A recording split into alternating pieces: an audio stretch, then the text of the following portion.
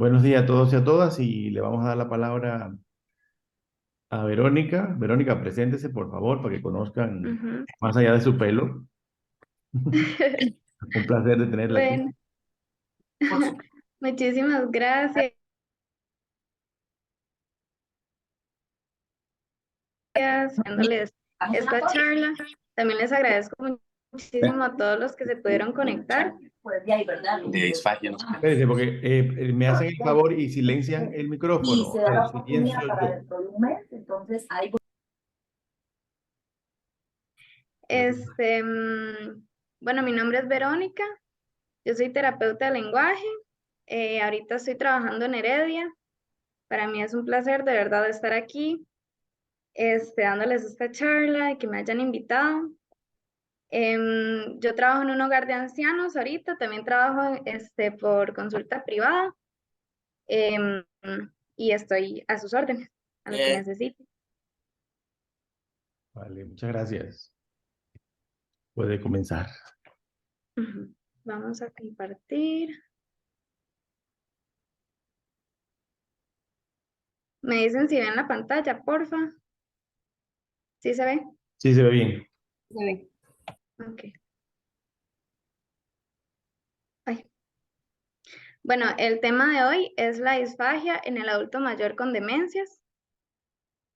Antes de iniciar con el tema, yo quería preguntarles si ustedes saben cuál es el rol de un terapeuta del lenguaje. Esto porque muchas personas saben una información errónea acerca de qué hace un terapeuta del lenguaje. Y me parece muy importante porque en ocasiones necesitamos acudir a un profesional por alguna situación específica y no sabemos a quién acudir. Entonces, quisiera saber si ustedes saben cuál es el rol. Pueden encender el micrófono o no, nadie sabe. No, aquí a veces uno habla y da charlas con fantasmas porque se conectan y no hablan. Yo no sé por qué le da pena. No, pueden encender el micrófono o pueden escribir o no sé, o decir, sí, yo supongo que es tal cosa, o no sé. Bueno, y si no, entonces yo les voy a explicar. Los Ujú. terapeutas del lenguaje somos los profesionales que se encargan de la prevención, la evaluación, el diagnóstico y la intervención de patologías o alteraciones en la parte del lenguaje, de la comunicación y del habla. También intervenimos en la parte de disfagia, intervenimos en la parte de motricidad orofacial, todo lo que tiene que ver con musculatura facial. También intervenimos población infantil, adulta mayor, población con discapacidad también. Entonces tenemos como, o sea, intervenimos muchas cosas, muchas áreas. La parte cognitiva en los adultos mayores también, que es súper importante, sobre todo cuando presentan demencias. La parte de comunicación, ¿verdad? Creo que ya les mencioné. Ok. Esos son los tipos de demencias más comunes. Igual no vamos a tocar mucho el tema acá porque yo creo que ya habían dado una charla de demencias. Entonces, nada más es como para recordar que por enfermedad de Alzheimer, la demencia vascular, cierran los micrófonos gracias, para que no haya como una interferencia ahí. Por enfermedad de Parkinson, por cuerpos de Lewy, demencia frontotemporal, demencia mixta. Son como las más comunes ahorita. Bueno, para empezar, ¿qué es la deglución? La deglución es un proceso fisiológico complejo que implica todas las estructuras a nivel de la cavidad oral, en la parte de la faringe, en la parte esofágica, en la parte de la laringe también. Implica toda una coordinación de músculos, de nervios, de pares craneales que también se encuentran a nivel cerebral. Y es el acto de tragar. ¿Ok? La deglución es el acto de tragar como tal. Entonces, el acto de tragar implica muchísimas cosas, implica la coordinación de músculos, de estructuras, la activación de pares craneales, de receptores, ¿verdad? y nos va a permitir llevar los alimentos desde nuestra boca hasta nuestro estómago. Ahora, ¿cuáles son las características de una deglución normal en un adulto? Estos son unos datos generales que les quise poner ahí como para que supieran. Realizamos una deglución por minuto mientras no estamos comiendo, ¿verdad? Realizamos un aproximado de 1000 a 1500 degluciones al día. Y hay una producción de 0.5 a 1.5 litros de saliva diarios. Es como un aproximado. Ok, para que el proceso para que el proceso de la alimentación se dé de una manera adecuada, normal, vamos a necesitar estos 4 requisitos. Ok, necesitamos que haya una coordinación de la información sensorial. Entonces, todos los sentidos, la vista, el olfato, el gusto, se empiezan a activar. El primero que se activa es la vista, ¿ok? Porque vemos el plato y decimos, uy, qué rico se ve esta comida, se me antoja un montón, ¿verdad? Entonces, al activarse estos sentidos, ¿verdad? Se inician también, se empiezan a activar los sentidos, perdón, los pares craneales, olfativo, el del gusto también, el de la vista, y nos ayuda entonces a producir saliva, que nos va a ayudar a formar el bolo alimenticio, ¿verdad? Y nos pone ya como alerta de que es, o la señal de que va a ser el inicio de la alimentación. También necesitamos que haya coordinación de movimientos, obviamente, la parte de la rotación mandibular, de la rotación a nivel de la lengua, ¿verdad? Para formar el bolo necesitamos que haya un correcto movimiento y apertura de todas estas estructuras que nos van a permitir formar el bolo alimenticio. Necesitamos que la vía aérea esté sin obstrucciones, entonces que ojalá, ¿verdad? No hayan como tumores o no hayan hernias o cosas a nivel, como en el tracto, ¿verdad? De la faringe, del esófago, ¿verdad? Y menos en la vía aérea, ¿verdad? Que nos pueden alterar la respiración o que nos pueden alterar el proceso de la deglución. Y el tracto gastrointestinal adecuado, igualmente, que no hayan hernias o que no hayan obstrucciones o tumores ahí que nos impidan que el alimento pueda pasar de una manera adecuada por todo el proceso. Ok, ahora los principios de la alimentación. La alimentación tiene que tener estos 3 principios. Debe ser segura. Segura nos vamos a referir cuando el alimento no se va por vía aérea, sino que pasa al estómago como tiene que ser. En este punto vamos a tener 2 definiciones que si quieren las pueden apuntar para que no se les olvide. Vamos a decir que es una aspiración cuando el alimento pasa más abajo de las cuerdas vocales, y una penetración cuando el alimento pasa vía aérea pero no pasa de las cuerdas vocales, o sea, se queda como encima. Entonces, esos dos términos, aspiración y penetración, es lo que debemos evitar en la rehabilitación de una disfagia. Entonces, tiene que ser segura, porque no puede producir la aspiración ni la penetración. Tiene que ser eficaz. Esto se refiere como a la parte de la nutrición y la hidratación del paciente. Todos los alimentos que ingiera, los líquidos que ingieran, tienen que llenarlo de nutrientes y mantener hidratado al paciente. Esto es el punto, el de eficaz. Y agradable significa que tiene que ser agradable, obviamente, motivante para el usuario que lo vaya a consumir, ¿verdad? Que sea agradable por medio del gusto, por medio del olfato y por medio de la vista también.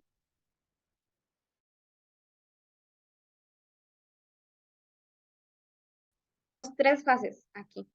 La fase oral decimos que es voluntaria porque la persona tiene toda, como la capacidad de controlar lo que está pasando. Entonces, puede masticar el alimento, lo puede recolectar, ¿verdad? Lo mastica, lo tritura, forma el bolo alimenticio.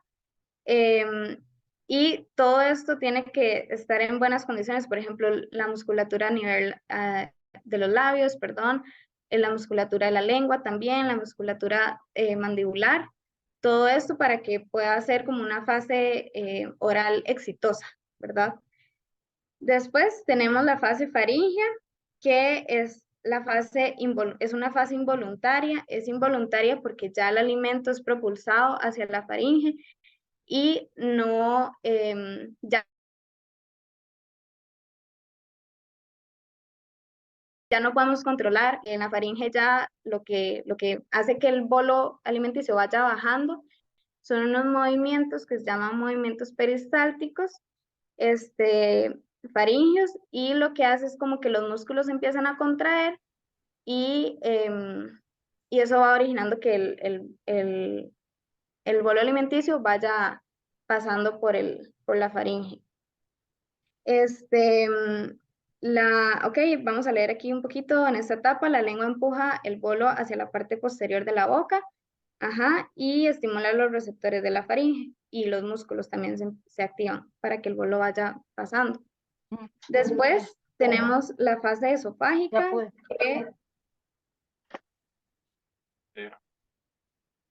la fase esofágica que igualmente es involuntaria, porque tampoco podemos controlar, ¿verdad?, lo que está pasando ya en la parte del esófago. Después de pasar por la faringe, el bolo alimenticio ingresa al esófago. El esófago es un tubo muscular que conecta la faringe con el estómago y el bolo realiza el recorrido mediante movimientos igual peristálticos a nivel del esófago. Entonces igual los músculos del esófago se empiezan a contraer, ¿verdad? Y inician estos movimientos para que el alimento pueda bajar. Ok, ¿qué cambios con la edad puede suceder a nivel de la fase oral en los adultos mayores? Bueno, la mayoría de adultos mayores, ¿verdad?, tienen pérdida de piezas dentales o desajuste de prótesis, ¿ok? Pierden los dientes y les hacen una prótesis.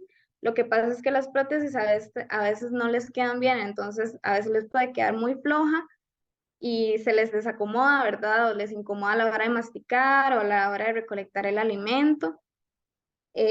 O más bien les queda muy ajustada, entonces puede ser que les empiece a hacer heridas en la encía y eso les molesta mucho también a la hora de masticar, a la hora de poder triturar la comida.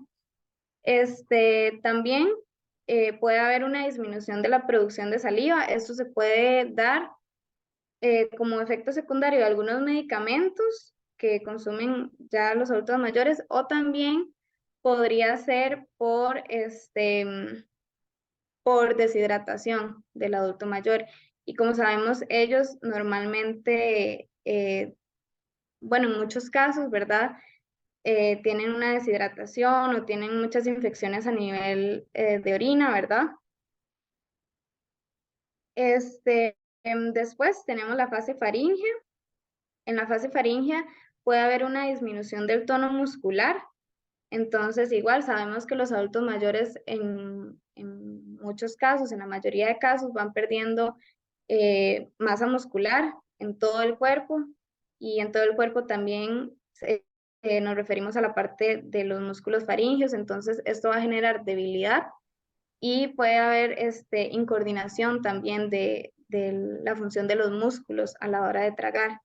Entonces esto también puede estar alterado.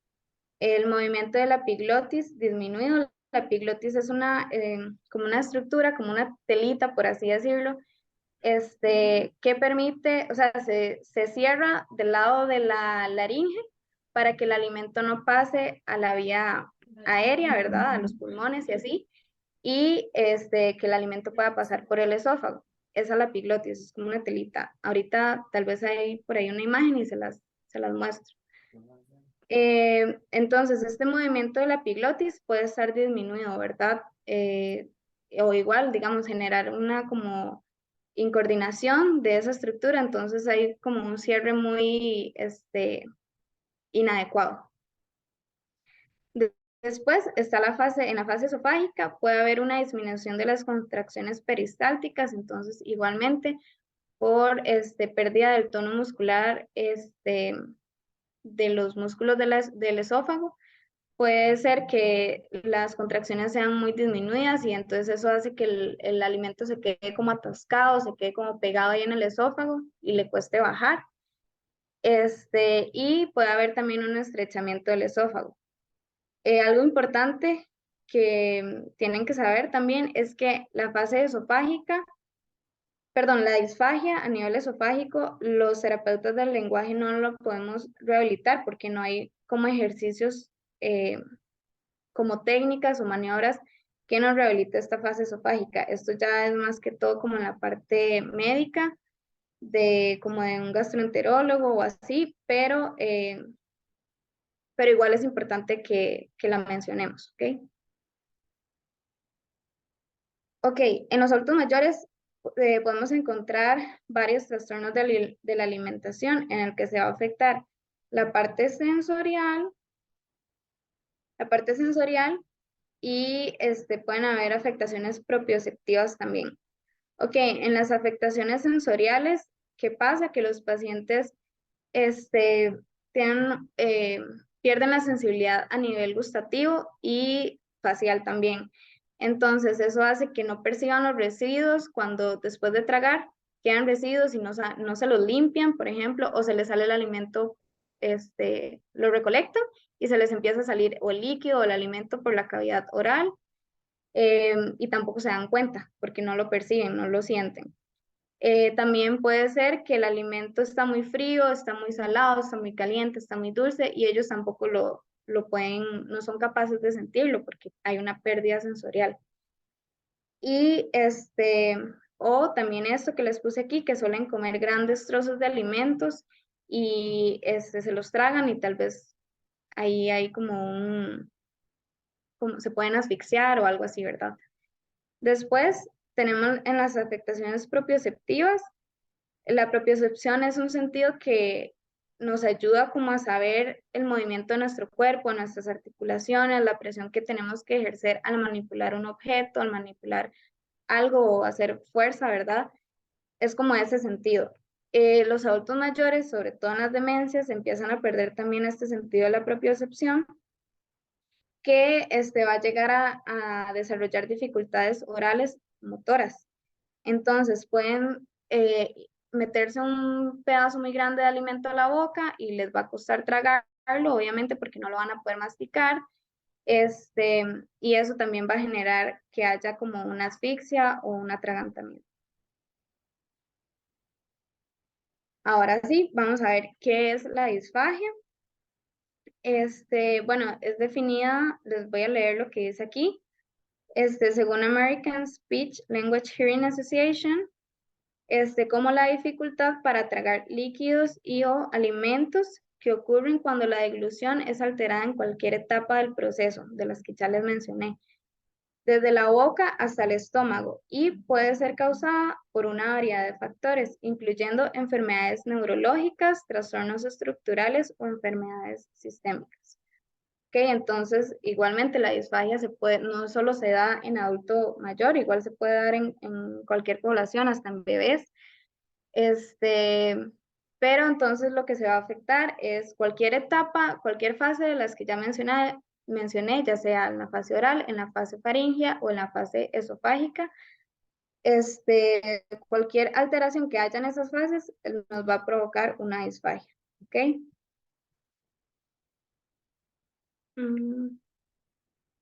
Ok. La clasificación de la disfagia según anatomía. Entonces, en la disfagia oral ya dijimos que era la fase en la que recolectamos el alimento, ¿verdad?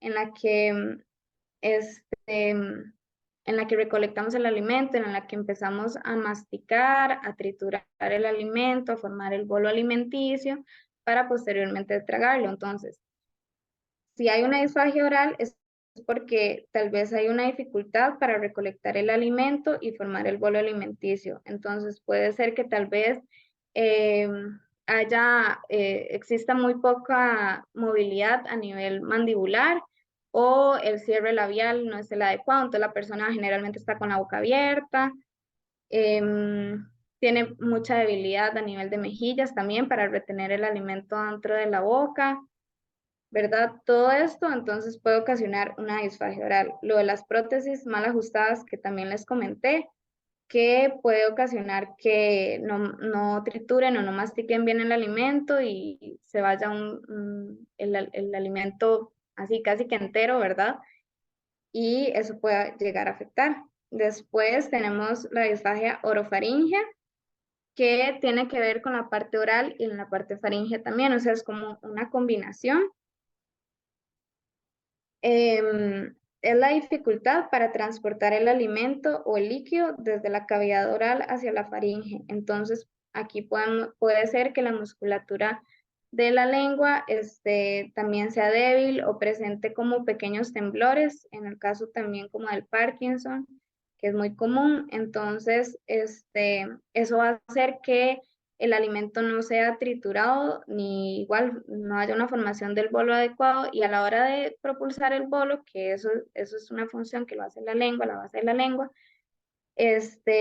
no va a ser adecuado y entonces va a haber una incoordinación de todas las estructuras ahí que nos va a permitir llevar el bolo alimenticio hacia la faringe. Pueden haber penetraciones o aspiraciones del alimento o líquido, que ya dijimos que una penetración del alimento es cuando se queda como por encima de las cuerdas vocales, que no debería suceder, y la aspiración es cuando pasa de las cuerdas vocales, o sea, cuando las atraviesa. Y después tenemos la disfagia esofágica, que es la dificultad para transportar el alimento o el líquido a través del esófago. Entonces, igualmente, esto puede haber una alteración acá porque el esófago está muy estrecho, por ejemplo, los movimientos peristálticos pueden estar muy disminuidos, muy débiles, entonces el alimento baja con dificultad, o puede haber una alteración en la apertura del esfínter esofágico superior, que es como, como un esfínter que se abre. Ok, estas son algunas dificultades que se pueden presentar en la fase oral. Entonces puede haber una hiper o hipotonía de la musculatura oral. La hiper es como una espasticidad, es decir, como una rigidez de los músculos, hay como mucho tono muscular, ¿verdad? Y una hipotonía quiere decir todo lo contrario, entonces los músculos están débiles y hay poco tono muscular, ¿ok? Entonces, cualquiera de estas puede ser a nivel de la musculatura oral y se puede llegar a afectar, pueden llegar a desarrollar una disfagia debido a esto. La hipertonía también nos va a hacer presentar una debilidad a nivel muscular, cualquiera de las dos, porque aunque esta sea como el exceso del músculo, del tono del músculo, al estar tan tenso produce una fatiga, entonces esa fatiga nos va a llevar también a la debilidad o a los temblores, como en el caso del Parkinson.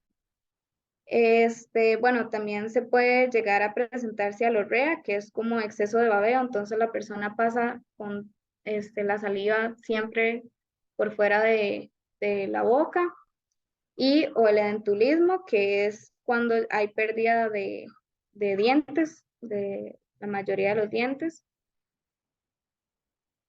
La movilidad lingual puede estar reducida o nula, ¿verdad? En el caso de Parkinson pueden presentar muchos temblores también a nivel lingual, entonces les va a presentar una dificultad o una debilidad a la hora de poder combinar el alimento para formar el bolo. También puede haber una disminución o pérdida de la sensibilidad a nivel oral y facial, que entonces eso también nos va a dificultar la parte de limpiar los residuos, de sentir la comida, si se nos está regando por la boca, ¿verdad? Y dificultades mandibulares o de masticación. Entonces esto también viene como muy ligado al Parkinson, que en muchos casos tienen tanta tensión, ¿verdad? Que les cuesta abrir la boca, Vengo o un sea, segundo. tener... Ya Ajá. ven, ya ven. Perdón, no. Ok, ok. Tener como una apertura lo suficientemente amplia para que el alimento pueda, o sea, para que puedan recolectar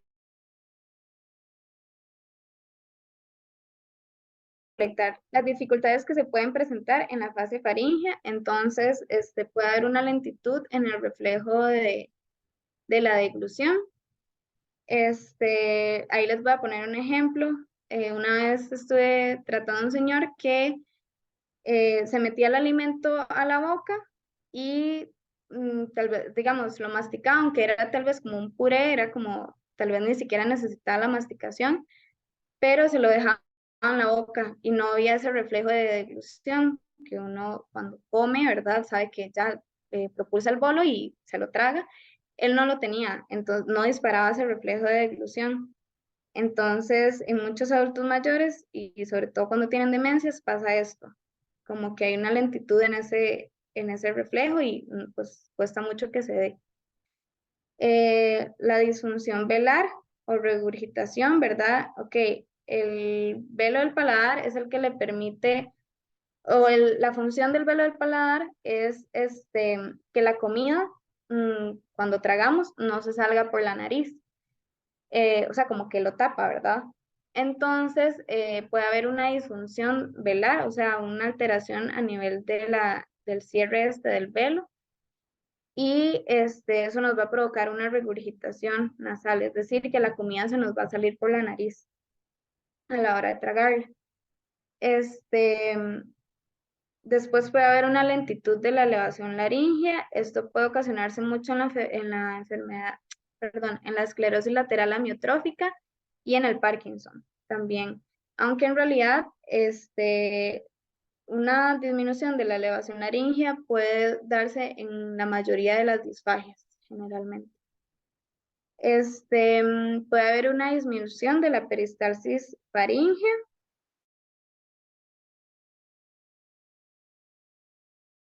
Peristálticos son los movimientos que realizan los músculos para que el alimento vaya bajando, ¿verdad? Entonces puede haber una disminución de estos movimientos y pueden haber penetraciones o aspiraciones. Ok, ahora las dificultades que se pueden presentar en la fase esofágica pueden ser problemas en la apertura del esfínter esofágico superior, que ya explicamos qué era, es como un esfínter que se abre y se cierra, ¿verdad? Se abre cuando el alimento necesita pasar al esófago. Y también hay un esfínter esofágico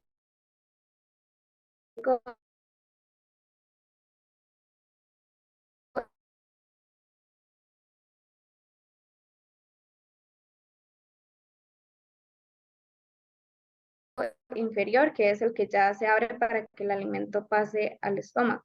Puede haber disminución de la peristalsis esofágica, igualmente como en la faringe, los músculos tal vez ya tienen un tono muscular muy bajo, tal vez están muy fatigados, entonces los movimientos que hacen son muy lentos y hacen que el alimento pase con dificultad. Puede haber reflujo gastroesofágico, que también es muy común en los adultos mayores. Puede haber lentitud de la digestión y estrechamiento del esófago, que es lo que ya les había comentado, que es un cambio con la edad que muchas veces se da. Quería preguntarles si van bien, si sienten alguna duda. Ok. Yo diría que las preguntas las podemos hacer al final. Igual si quieren las pueden ir escribiendo aquí en el chat y las vemos al final. Al final hay como una sección de preguntas, entonces, como para que sea un poquito más ordenado. Pero igualmente, si sienten que voy muy rápido, si cualquier cosa me pueden decir y yo me devuelvo y explico de nuevo, ¿ok? Bueno, la clasificación de la disfagia según la etiología, es decir, según la causa que está originando la disfagia. Entonces, puede ser una disfagia neurogénica que está causada por alteraciones en las estructuras neuronales, ¿verdad? Entonces, ya todo lo que tiene que ver con a nivel cerebral. Aquí pueden entrar también las demencias, o las demencias también se le puede llamar una disfagia conductual. Este, Después tenemos la disfagia orgánica. Perdón, aquí también se me olvidó decirles que aquí puede ir,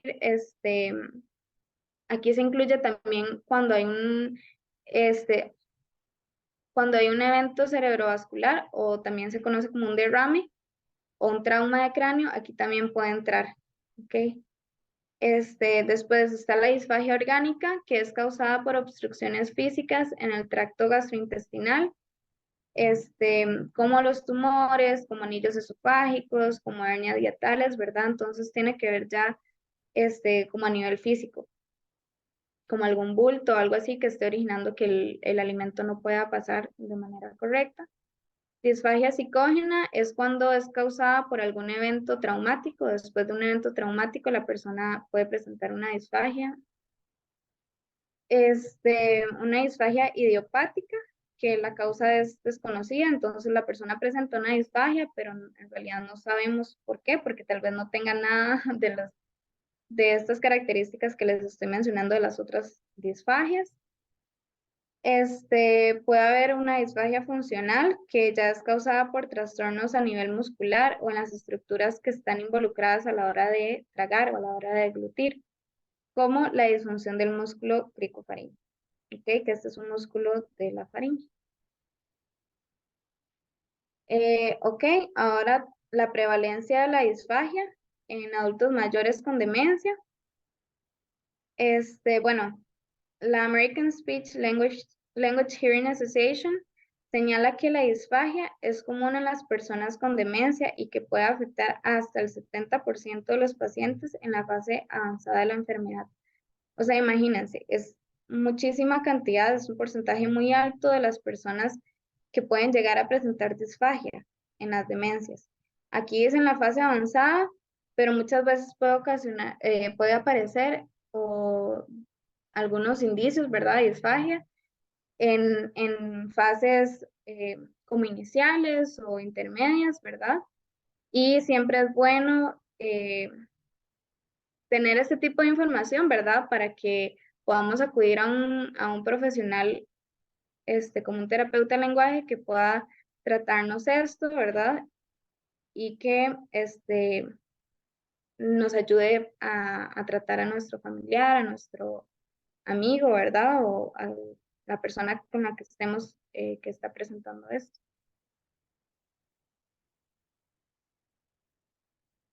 Ok, ujú. Ahora estos son algunos de los síntomas de la disfagia. Bueno, puede haber una dificultad para tragar, que ya es propio de la disfagia, pérdida de peso inexplicada, ¿verdad?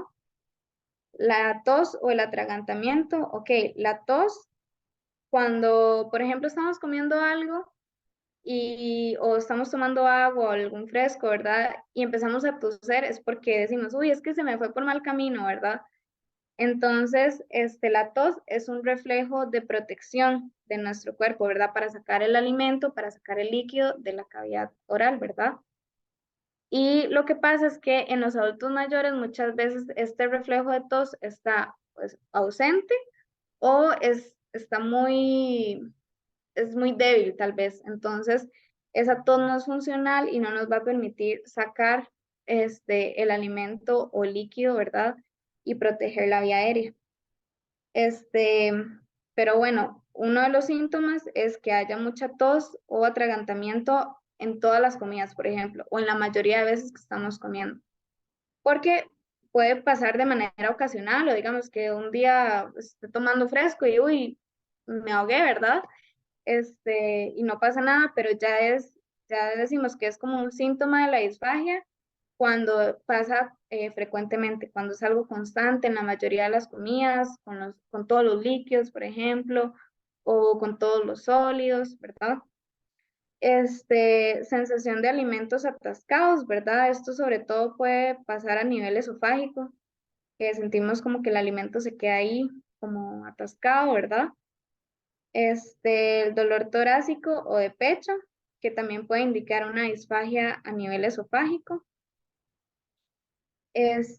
Puede haber una voz ronca o cambios en la voz. Esto sobre todo puede indicar si hay alguna aspiración o alguna penetración, porque sabemos que las cuerdas vocales son las que ayudan a producir el sonido, ¿verdad? De la voz. Entonces, puede ser que a la hora de tomar algún líquido, o bueno, no sé si lo han notado, cuando por ejemplo nos ahogamos con algún alimento, sentimos que se nos va por mal camino, que tenemos que hacer con, porque tal vez sentimos como que la voz nos cambió, ¿verdad? Tal vez se escucha como una voz húmeda, como una voz ronquilla, o también puede haber regurgitación, que la comida se nos sale por la nariz. Otros de los síntomas, bueno, puede haber dificultad en el manejo de secreciones. De secreciones nos vamos a referir cuando es la saliva, cuando es líquido, o el alimento que estemos consumiendo. Puede haber aumento de la frecuencia cardíaca, igualmente, sobre todo si hay como alguna aspiración, ¿verdad? Si tenemos que estar tosiendo frecuentemente, la frecuencia cardíaca va a aumentar. Puede haber una odinofagia, que esto es el dolor para tragar. Disfagia es la dificultad y odinofagia es el dolor. Entonces puede darse una disfagia acompañada de una odinofagia, que va siendo peor.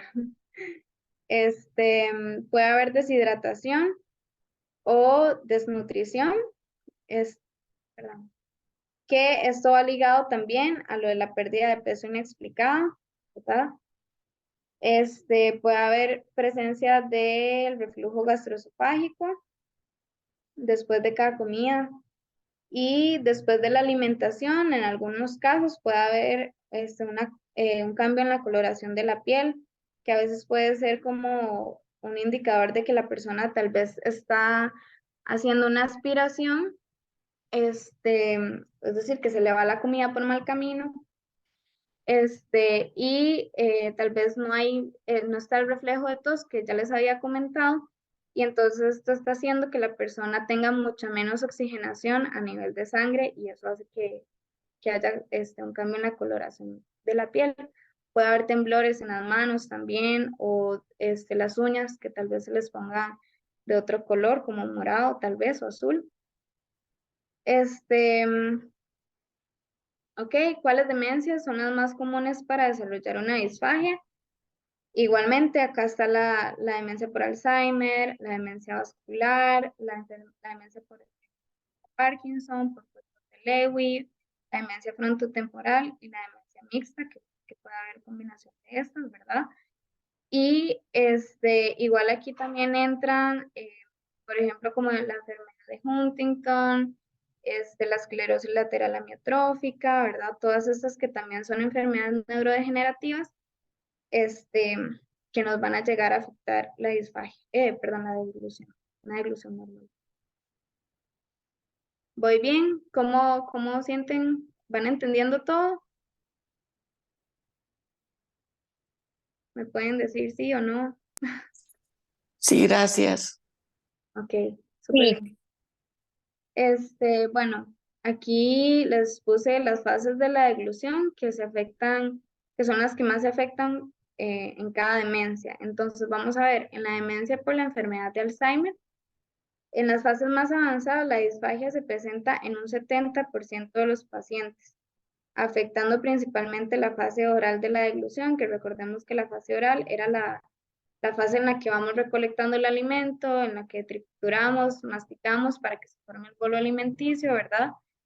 Y eso puede provocar aspiraciones. Muchas veces las personas con Alzheimer ya en fases como más avanzadas, ¿verdad?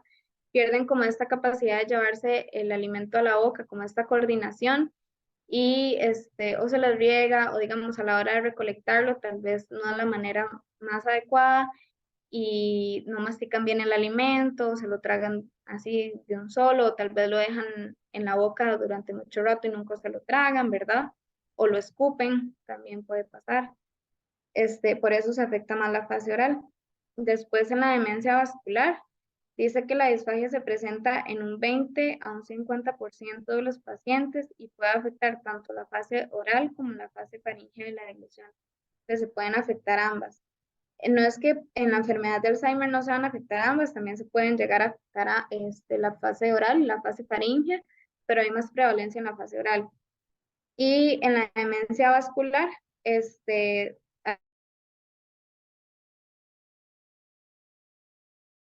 hay más prevalencia, una disfagia orofaringea. Ok, la demencia por cuerpos de Lewy, que dice que la disfagia se va a presentar en un 80% de los pacientes. Puede ser el primer síntoma de la enfermedad. Igual aquí también entra la demencia por la enfermedad de Parkinson, que también al haber tanta, vamos a ver, como tanta espasticidad en los músculos, ¿verdad? Es lo que les decía, que van a presentar mucha fatiga, porque están muy tensos los músculos, ¿verdad? Van a presentar mucha fatiga y eso va a originar los temblores y la debilidad. Entonces, muchas veces ellos van a presentar una disfagia como uno o sea, en los primeros, vamos a ver, en las primeras fases de la enfermedad de la demencia. ¿Ok? Se caracteriza por una disminución en la presión, de la presión en los esfínteres esofágico superiores y una prolongación del tiempo en el tránsito faríngeo, que es lo que les decía, por lo de los músculos, ¿verdad? Entonces, los movimientos peristálticos van a estar disminuidos y entonces eso va a provocar que el bolo alimenticio o el líquido no pase tan fácil. En la demencia mixta se puede presentar en un 60% de los pacientes y es debido a la combinación de los factores propios de las demencias que la componen, ¿verdad? Entonces, eh, pueden presentar características de varias demencias y eso va a hacer que haya una prevalencia de un 60% de los pacientes que vayan a presentar disfagia. En la demencia frontotemporal, la disfagia se presenta en un 15% de los pacientes, es decir, es como que la demencia en la que menor se afecta, pero igualmente puede obviamente afectarse, ¿verdad? Es debido a las alteraciones en la musculatura orofaringea y en la coordinación de la deglución. Ok, vamos a ver por qué es importante la evaluación de parte de la terapia del lenguaje, ¿verdad? Bueno, es sumamente importante que sepamos a quién acudir, ¿verdad? A quién, con quién comunicarnos cuando nuestro familiar está presentando síntomas como los que ya hablamos, ¿verdad? ¿Qué pasa cuando hay aspiraciones? Que recordemos que es la entrada del alimento, del líquido a vía aérea, hacia los pulmones, ¿verdad? Lo que va a pasar es que pueden haber, si es muy constante, ¿verdad? Que esto suceda, va a haber infecciones a nivel pulmonar, que obviamente va a afectar a la parte respiratoria del paciente, se nos va a complicar nuestro familiar, ¿verdad? O la persona que estemos cuidando. También pueden haber, se puede llegar a desarrollar una neumonía, ¿verdad? O una bronconeumonía, que eso va a afectar obviamente ya la salud, o sea, va a comprometer mucho más al paciente, ¿verdad? Y en muchos casos puede ocasionar la muerte, ¿verdad? Ya en casos así de que no se pueda rehabilitar a una etapa temprana, digamos. Este, Vamos a ver qué van poniendo en el chat. Ok. Este, Y igualmente, bueno, es importante la evaluación, pero también la rehabilitación, ¿verdad? Porque entonces nada hacemos solo evaluando y, ay, sí, tiene esto y ya, y lo dejamos así. Y obviamente hay que rehabilitar, ¿verdad? Para que la persona pueda volver a comer de una manera segura, de una manera eficaz y agradable, que se cumplan los principios de la alimentación que dijimos al principio, que sea segura, eficaz y agradable. Ok, ¿cuál es el procedimiento que realizamos en la evaluación terapéutica? Ok, entonces una vez que llega el paciente con los familiares a la consulta, ¿verdad? Le realizamos una historia clínica. En esta historia clínica es para ver toda la dinámica familiar, cómo es la dinámica en la parte de la alimentación de la persona, cuáles son las preferencias en la parte de la alimentación, cuáles son los disgustos en la parte de la alimentación, si hay alergias, por ejemplo, qué tan motivado está el paciente también a la hora de alimentarse, ¿verdad? Es como muy importante también. Qué medicamentos consume, todo esto va a ser muy importante en la historia clínica, es como para conocer un poco perdón, al paciente y a la familia, ¿verdad? Y al cuidador. Después realizamos una evaluación clínica de la deglución. Esta evaluación, en esta evaluación se usa un oxímetro y un estetoscopio que se los voy a mostrar. Lo que pasa es que, este, vamos a ver, ay, vamos a ver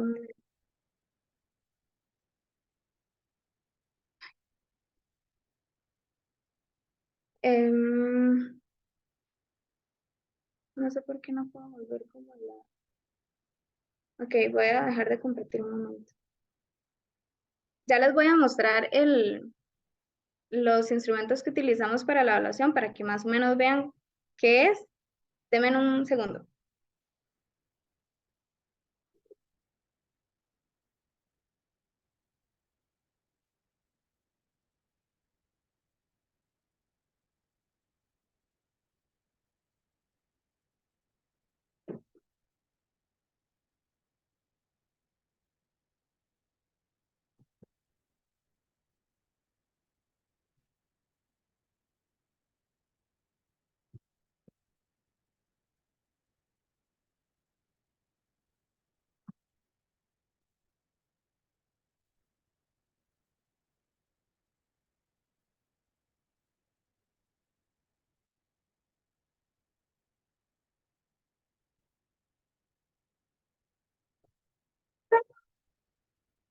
Ok.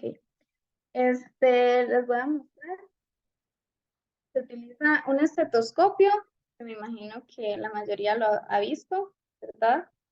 No sé si lo ven bien. Ajá. Sí, Esto es, ok. Esto, ¿verdad? Es para escuchar la deglución del paciente. Lo colocamos acá, ¿verdad? Y le pedimos al paciente que trague el líquido, el alimento que está consumiendo, para escuchar cómo es la deglución, si es una deglución fraccionada, es decir, que hace muchas degluciones, o sea, traga muchas veces, ¿verdad? O si suena como un poco atípica, o sea, como que no es normal esa deglución, ¿verdad? O si se escucha normal, segura, ¿verdad? Y también utilizamos este aparatito de acá, que es un oxímetro, que me imagino que también lo han visto, ya lo conocen, que se pone en el dedito, ¿verdad? Y eso le mide bueno, los latidos de la frecuencia cardíaca, ¿verdad? Y también la oxigenación en sangre. Esa oxigenación en sangre nos va a permitir ver si tal vez el paciente está realizando alguna aspiración, o sea, que se le va la comida por mal camino, ¿verdad? Y también vamos a volver a compartir.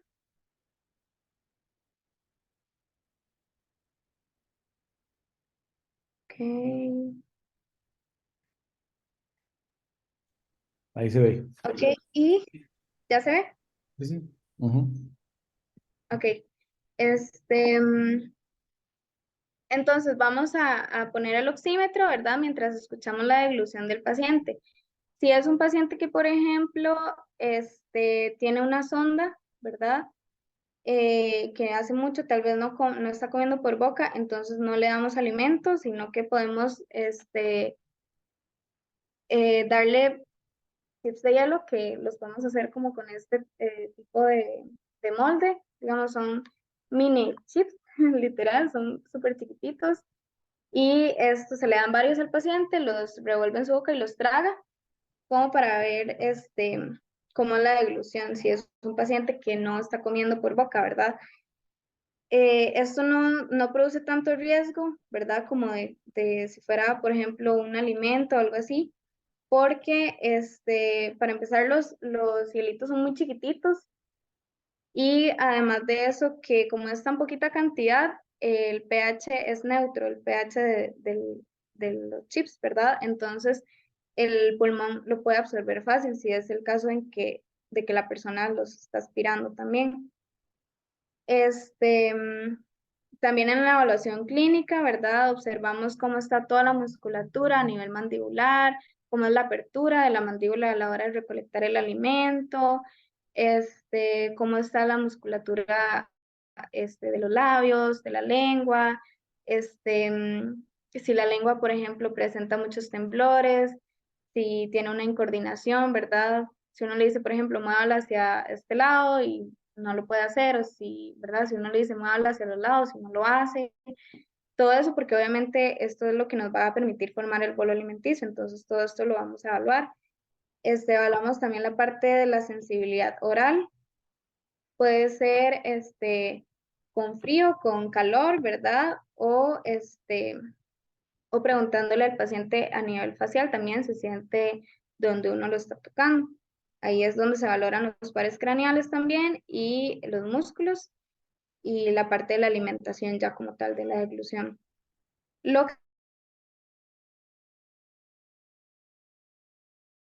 que pasa es que no nos podemos quedar solo con eso y ya.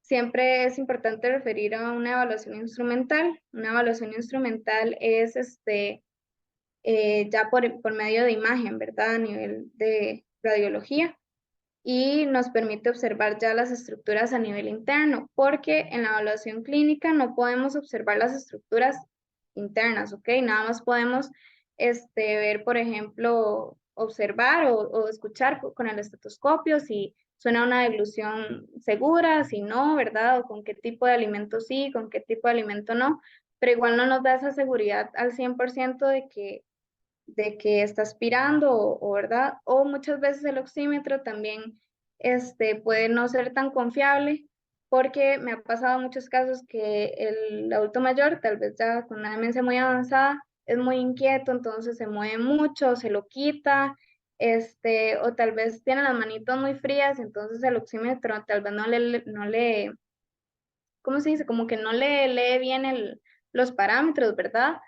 Entonces, no nos podemos quedar solo con esta evaluación clínica. Es muy importante que refiramos a una evaluación instrumental.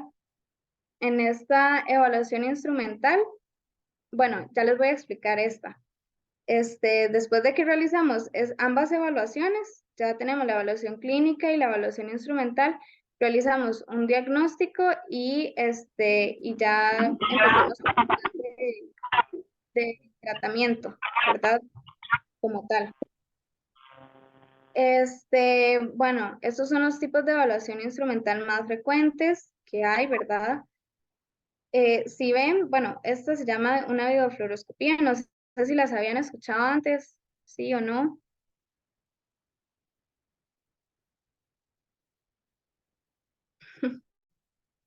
Bueno, No, supongo que no. Ok. La videofluoroscopía, ¿verdad?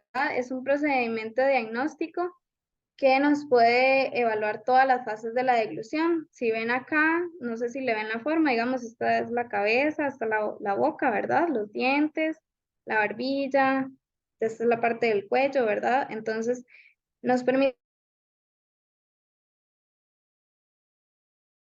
ahorita hablar de la masticación y todo esto, hasta la fase esofágica, ¿verdad? Que ya es un poquito más abajo. Se pueden observar los comportamientos de cada una de las estructuras implicadas en la deglución.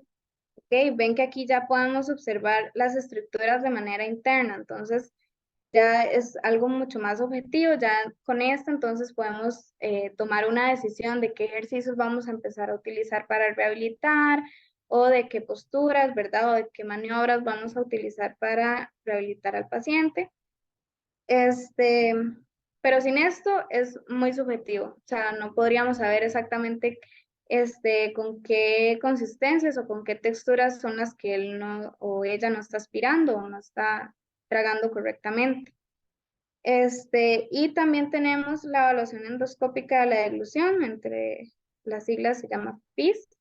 Se utiliza un nasofibrolaringoscopio, que se le da al usuario los alimentos y los líquidos con colorante vegetal de diferentes colores, aunque el que más se utiliza es el blanco, porque es el que nos permite observar mejor los residuos. Y se puede observar la presencia de aspiraciones, penetraciones y residuos o retardo del reflejo de la deglución. Ok, entonces si ven, hay una gran diferencia, digamos, como se ve con la camarita. Acá, estos que se ven acá, como estos plieguecitos, no sé si los logran ver, como blanquitos acá, son las cuerdas vocales.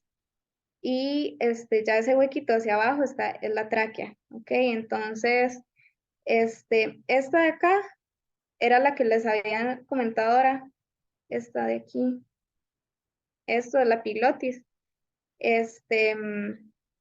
Entonces, esa es la que, por ejemplo, como que se cierra, por decirlo así, cuando el alimento tiene que pasar por el esófago, ¿verdad? Entonces se cierra para que no pase justamente por esta parte, digamos.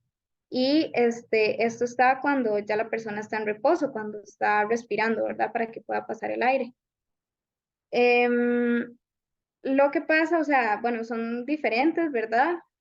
En la biofluoroscopía, las ventajas es que podemos evaluar todas las fases, desde la fase oral hasta la fase esofágica.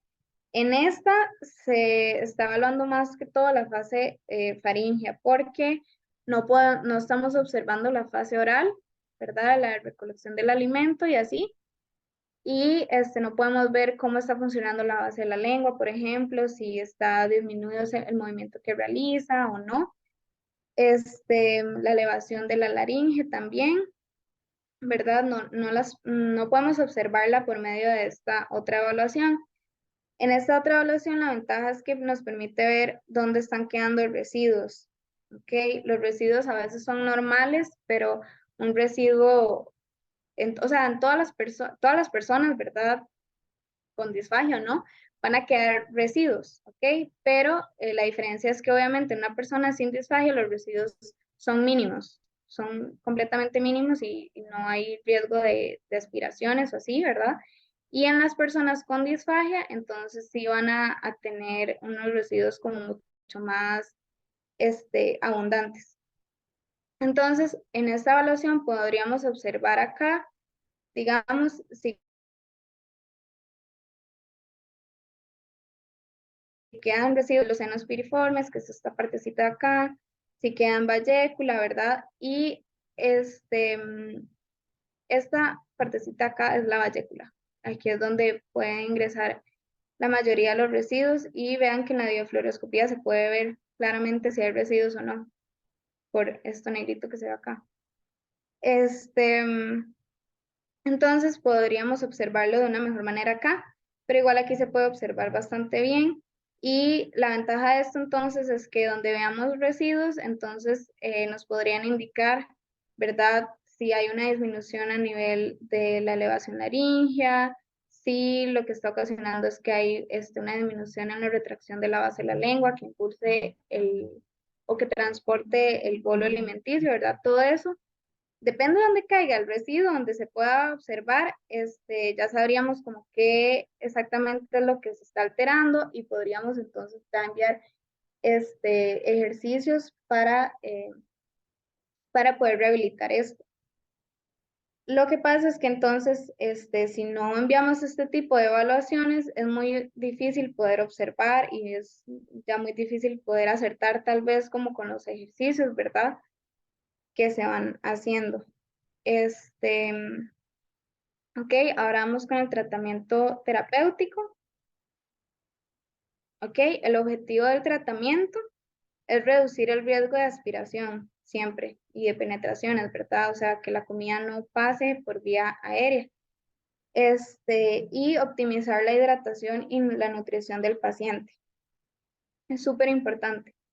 Entonces, ¿qué vamos a hacer para reducir el riesgo de aspiración? Vamos a modificar las consistencias, los volúmenes de comida, vamos a modificar las posturas, vamos a implementar maniobras o técnicas, ¿verdad? Que nos ayuden a reducir el riesgo de aspiración. Y para optimizar la hidratación y la nutrición es importante muchas veces los suplementos dietéticos, dependiendo de la persona, ¿verdad? Si lo necesita o no. Aquí se me olvidó decirles que, por ejemplo, en estas evaluaciones es muy importante que se realicen porque, por ejemplo, en la biofluoroscopía, digamos que la persona tomó el líquido, ¿verdad?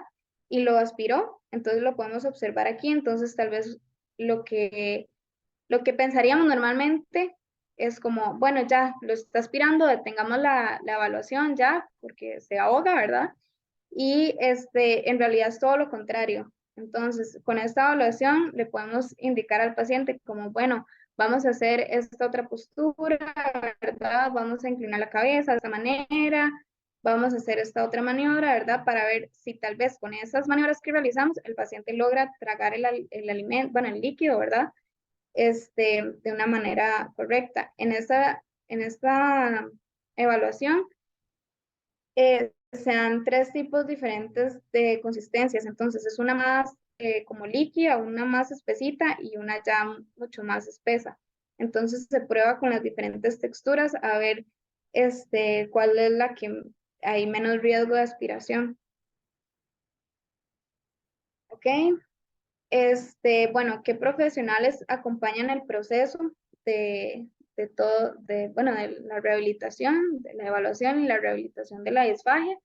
El médico general, aquí también puede entrar un gastroenterólogo en caso de que también haya una disfagia esofágica, el terapeuta del lenguaje, por supuesto, el terapeuta ocupacional, por la parte sensorial también, una nutricionista, ¿verdad? Súper importante, un terapeuta físico también, enfermeros, psicólogos, ¿verdad?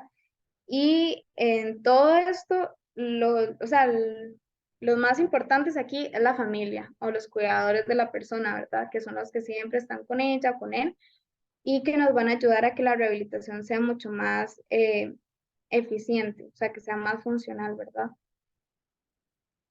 Ahora, bueno, estos son algunos, o sea, los tratamientos que se utilizan en la parte de la rehabilitación. Entonces está el tratamiento compensatorio, que se enfoca en utilizar estrategias y adaptaciones para ayudar al paciente a comer y beber de manera segura y eficiente. Este, Estas adaptaciones pueden ser adaptaciones de los utensilios con los que coma, ¿verdad? Pueden ser adaptaciones de posturas, adaptaciones de maniobras que vamos a implementar, ¿verdad? Este, Adaptaciones de las consistencias de los alimentos, ¿verdad? Todo esto. Y, ok, esto es muy importante, se usan si el usuario es capaz de seguir instrucciones, entonces se podrían utilizar en una persona que tal vez tenga una demencia, pero una demencia eh, en una fase tal vez inicial o intermedia, que tal vez todavía son capaces de seguir instrucciones, ¿verdad? Y si no, si el paciente ya es en una fase muy avanzada, que tal vez está en cama y demás, entonces es muy difícil que podamos usar este tipo de tratamiento. Estos son algunos ejemplos: la modificación de la consistencia de los alimentos o líquidos, las adaptaciones en la presentación de los alimentos, entonces que si es tipo puré, si es más licuado, si es semisólido, ¿verdad? Si es un poquito suave, si es más duro, ¿verdad? Todo esto. Estrategias posturales y maniobras, que era lo que ya les venía diciendo también. El tiempo y el ritmo de la alimentación. El tiempo más recomendable son 40 minutos máximo. Más de eso, puede llegar a producir fatiga a nivel muscular de la persona que se esté alimentando. También acá podemos fraccionar las comidas. Entonces, en lugar de hacer 3 comidas grandes, si el paciente dura muchísimo comiendo, podemos hacer 5 comidas un poco más pequeñas, ¿verdad? Como para que tal vez el paciente no se fatigue tanto a la hora de comer. Después está la supervisión y la asistencia durante las comidas, que igual eso es muy importante.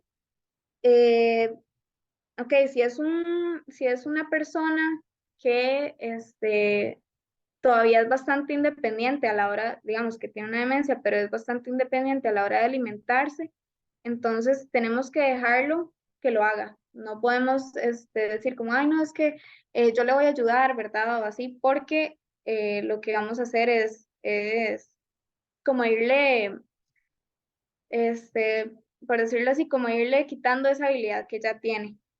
Entonces, lo dejamos solito, nada más lo supervisamos, ¿verdad? Obviamente que no esté presentando mucha tos, ¿verdad? O todos los síntomas que ya les mencioné anteriormente, entonces lo supervisamos, pero lo dejamos solito. Si ya es una persona que de verdad no puede comer,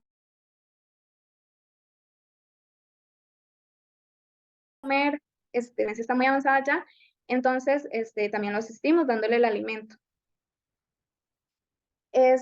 Bueno, también tenemos el tratamiento rehabilitador, que en este caso ya sí se utiliza ejercicios de deglución específicos y ya se utilizan en las personas con una demencia ya avanzada, que tal vez no siguen instrucciones, que no les vamos a implementar maniobras así. Otra cosa importante que se me olvidó decirles es que, por ejemplo, en las maniobras o las posturas también son temporales. No es que le decimos, sí, bueno, sí, con este líquido espeso y con purés, ¿verdad? Y ya, se queda así por el resto de su vida, ¿no? Sino que se sigue rehabilitando para, la idea es quitarle eso y que pueda volver a consumir líquidos o el alimento lo más, este, tal vez lo más sólido que se pueda, tal vez nunca va a llegar a una textura sólida, pero ir subiendo de textura, ¿verdad? Ok, entonces esas cosas, ese tipo de modificaciones que hacemos son temporales. El tratamiento rehabilitador entonces puede ayudar a mantener y maximizar las habilidades de deglución existentes. ¿Ok? Los ejemplos, ejercicios de deglución específicos, ya, ¿verdad? Se trabaja con la propia función de tragar. La estimulación sensorial, que se puede utilizar mucho en las personas que utilizan sonda, que tienen sonda. Se puede utilizar como con bebidas carbonatadas, por ejemplo, que ayuden a disparar el reflejo de deglución. Se pueden utilizar también como sabores cítricos que también producen saliva, la producción de saliva aumenta, entonces también produce más degluciones, ¿verdad? Con los chips de hielo, que también les había comentado, esto en la parte sensorial. Y la terapia de ejercicios orofaciales, que ya son ejercicios, por ejemplo, si determinamos que en la evaluación que la persona tiene mucha debilidad a nivel de los labios, del cierre labial, o mucha debilidad a nivel de la musculatura de la lengua, ¿verdad? Todo eso, entonces se implementan ejercicios como para entrenar esos músculos, ¿ok? Como cuando uno va al gimnasio y va a entrenar, justamente igual, se entrena la musculatura de los labios, de la lengua, de las mejillas, ¿verdad? De la mandíbula, todo eso. Si la persona lo requiere, ¿verdad? Obviamente. También les quería comentar acá una cosa, en lo de las consistencias de los alimentos. Muchas veces los pacientes se quedan como con un líquido espeso y ahí se quedaron de por vida. Y esto es un grave, grave, grave error porque bueno, los líquidos espesos se ha demostrado científicamente que no siempre previenen las aspiraciones. Entonces, por eso es importante realizar una evaluación instrumental, como estas que les había enseñado, estas, ¿verdad? Porque entonces podemos observar si con ese líquido espeso tal vez no está aspirando, ¿verdad? Entonces sí se le podría implementar, pero los líquidos espesos no pueden durar más de 2 meses, ¿ok? Porque generan ya infecciones, perdón, problemas a nivel renal, ¿verdad? Pueden provocar deshidratación también, además de que no es muy agradable estar tomando líquidos espesos, ¿verdad? Más si uno tiene sed. Entonces, igual con los adultos mayores, les pasa igual, aunque tengan una demencia, no, no ellos, o sea, que darle la mejor opción, ¿verdad? No porque tenga una demencia ya, ay, sí, lo voy a dejar así ya, que por sí ya tiene una demencia, no se da cuenta. ¿Ok? Siempre es importante ayudarles. Entonces, por eso no es recomendable los líquidos espesos durante mucho tiempo. Sí tiene ventajas como que, por ejemplo, el alimento,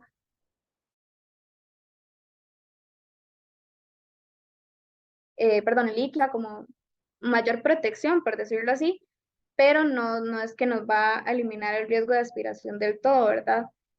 Y también lo que les comentaba, que puede producir deshidratación y a largo plazo problemas a nivel renal también.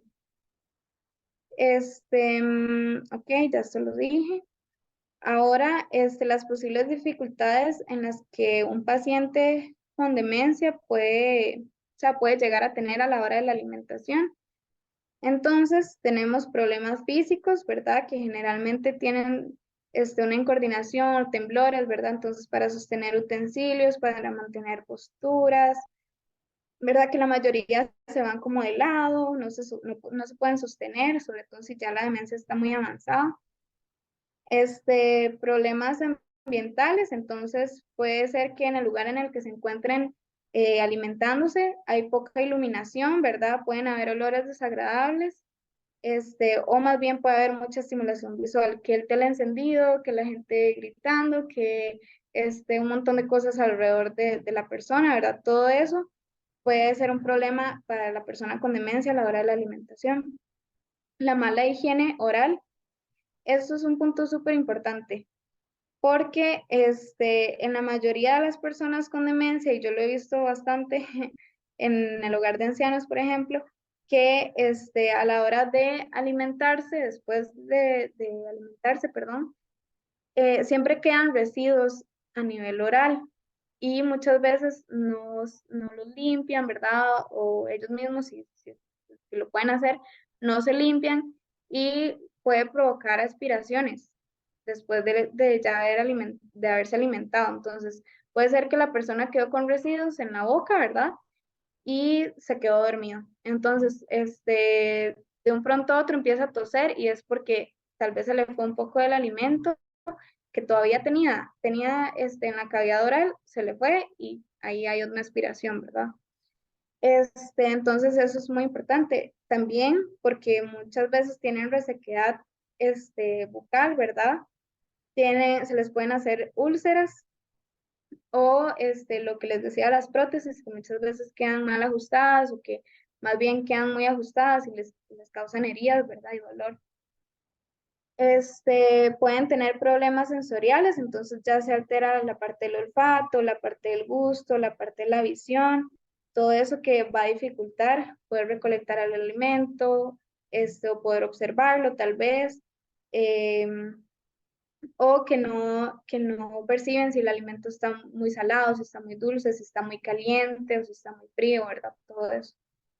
Y en las demencias suelen desarrollar problemas comunicativos y cognitivos, ¿verdad? Obviamente para expresar, para comprender, para seguir órdenes, para recordar, para reconocer que es la hora de la alimentación, todo esto, ¿verdad? Y también pueden haber efectos secundarios de medicamentos que ya les decía, entonces pueden producir somnolencia, pueden producir resequedad a nivel oral, ¿verdad? Entonces todo esto nos va a llegar a afectar. Ok, ¿qué recomendaciones? O sea, estas son unas recomendaciones para la hora de la alimentación del usuario.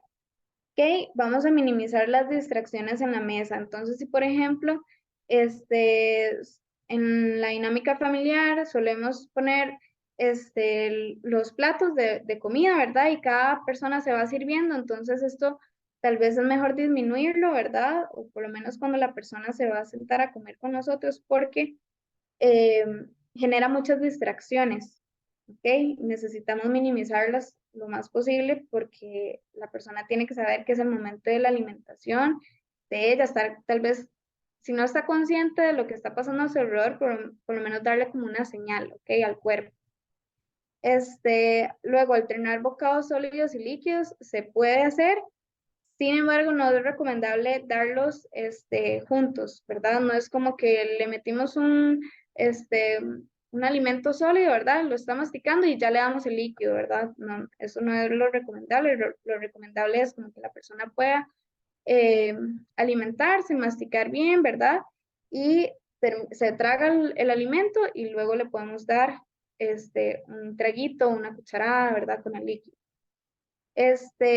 Los platos con bordes grandes, que no se riegue el alimento, sobre todo si es en personas que todavía pueden comer solas. Entonces, aunque puedan comer solas, muchas veces se les riega el alimento, si el borde del plato es como muy delgado, muy pequeñito, se les suele regar el alimento en la mesa. Entonces, intentemos que los platos sean con bordes grandes, que no se riegue, ¿verdad? Nunca dar alimento líquido si la persona no está alerta, ¿verdad? Si la persona está ahí como medio dormida o, ¿verdad? Que tal vez no esté como ahí o con dolor, por ejemplo, no le vamos a dar nunca alimentos o líquidos, ¿verdad? También aseguramos que las prótesis estén bien ajustadas y limpiarlas antes y después de la alimentación. Siempre es súper importante, ¿verdad? Asegurar una buena posición, si la persona está, se puede sentar, que esté en una posición de 90 grados, ¿verdad? Que la cabeza está alineada con la cadera, con los pies, ¿verdad? Que los pies estén tocando el suelo, es importante para el sentido de la propiocepción también. Si es una persona que está acostada, que tiene que estar en cama, entonces vamos a inclinarla a un ángulo de 60 grados, ¿verdad? Con almohadas o si la cama se puede inclinar mucho mejor, pero si no se puede, entonces vamos a tratar de inclinar a la persona con almohadas, con cojines, con cobijas, ¿verdad? Que quede inclinada a 60 grados. Por favor, nunca le demos comida a una persona que esté acostada o líquidos, ¿verdad? Que esté acostada completamente. Usar vasos adaptados o pajillas, pueden ser pajillas flexibles, ¿verdad? Para que tal vez sea más fácil para la persona. Cucharas perdón, aquí eran mangos grandes, o pueden ser también cucharas de silicón, porque muchas veces también los adultos mayores y con demencias pueden tener una hipersensibilidad, o sea que la sensibilidad es como muy exagerada, ¿verdad? Entonces, donde metemos tal vez la cuchara de metal, ¿verdad? Entonces hacen a vomitar. Entonces pueden ser tal vez cucharas de silicón o cucharas un poquito más pequeñas para modificar el volumen del alimento, ¿verdad? Mantener al usuario 30 minutos erguido después de comer, entonces lo mantenemos en la posición en la que estaba. Si estaba sentado, lo mantenemos en la posición de 90 grados 30 minutos después, esto para evitar reflujo o que la persona sienta como que la comida se le devuelve, ¿verdad? Después, otras de las recomendaciones, ¿verdad? Dar señales verbales y sensoriales. Esto puede ser verbales como instrucciones, ¿verdad? Como acá, que también dice instrucciones verbales fáciles de comprender, como trague, abra la boca, mastique, ¿verdad? Y sensoriales, entonces podría ser también como mojarle los labios al paciente, bueno, a la persona, ¿verdad? A nuestro familiar, así. Mojarle los labios, tal vez con el alimento un poquito, ¿verdad? Para darle como esa señal de que vamos a iniciar la alimentación. El color del alimento debería ser diferente al color del plato. Esto es lo mismo, como para evitar distracciones. Ojalá si el plato fuera como liso, completamente blanco, ¿verdad? Entonces es mucho mejor. Es como lo más recomendable. El plato siempre se debe ver agradable. Y esto es súper, súper, súper importante porque es uno de los principios de la alimentación, que la alimentación sea agradable. Entonces, por ejemplo, que la persona ya no pueda comer sólidos, entonces vamos a licuar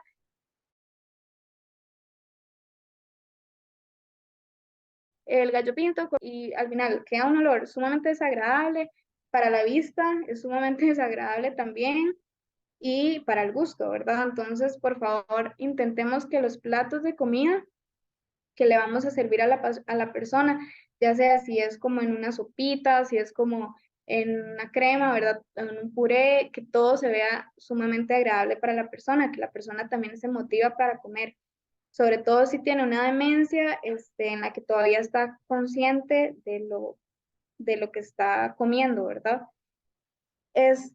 Y si el usuario puede, se le pueden, si tiene la capacidad para alimentarse solo y si puede comer este tipo de texturas, ¿verdad? Se le pueden dar alimentos que sean de fácil recolección, entonces como palitos de queso, como palitos de brócoli, de zanahoria, que los pueda agarrar tal vez con la mano, como palitos, perdón, deditos de pescado o así, ¿verdad? Estos son algunos ejemplos de los tipos de presentación. Ok, entonces, si por ejemplo el paciente solo puede comer este tipo de textura, por favor intentemos que se vea agradable, como esto, ¿lo ven?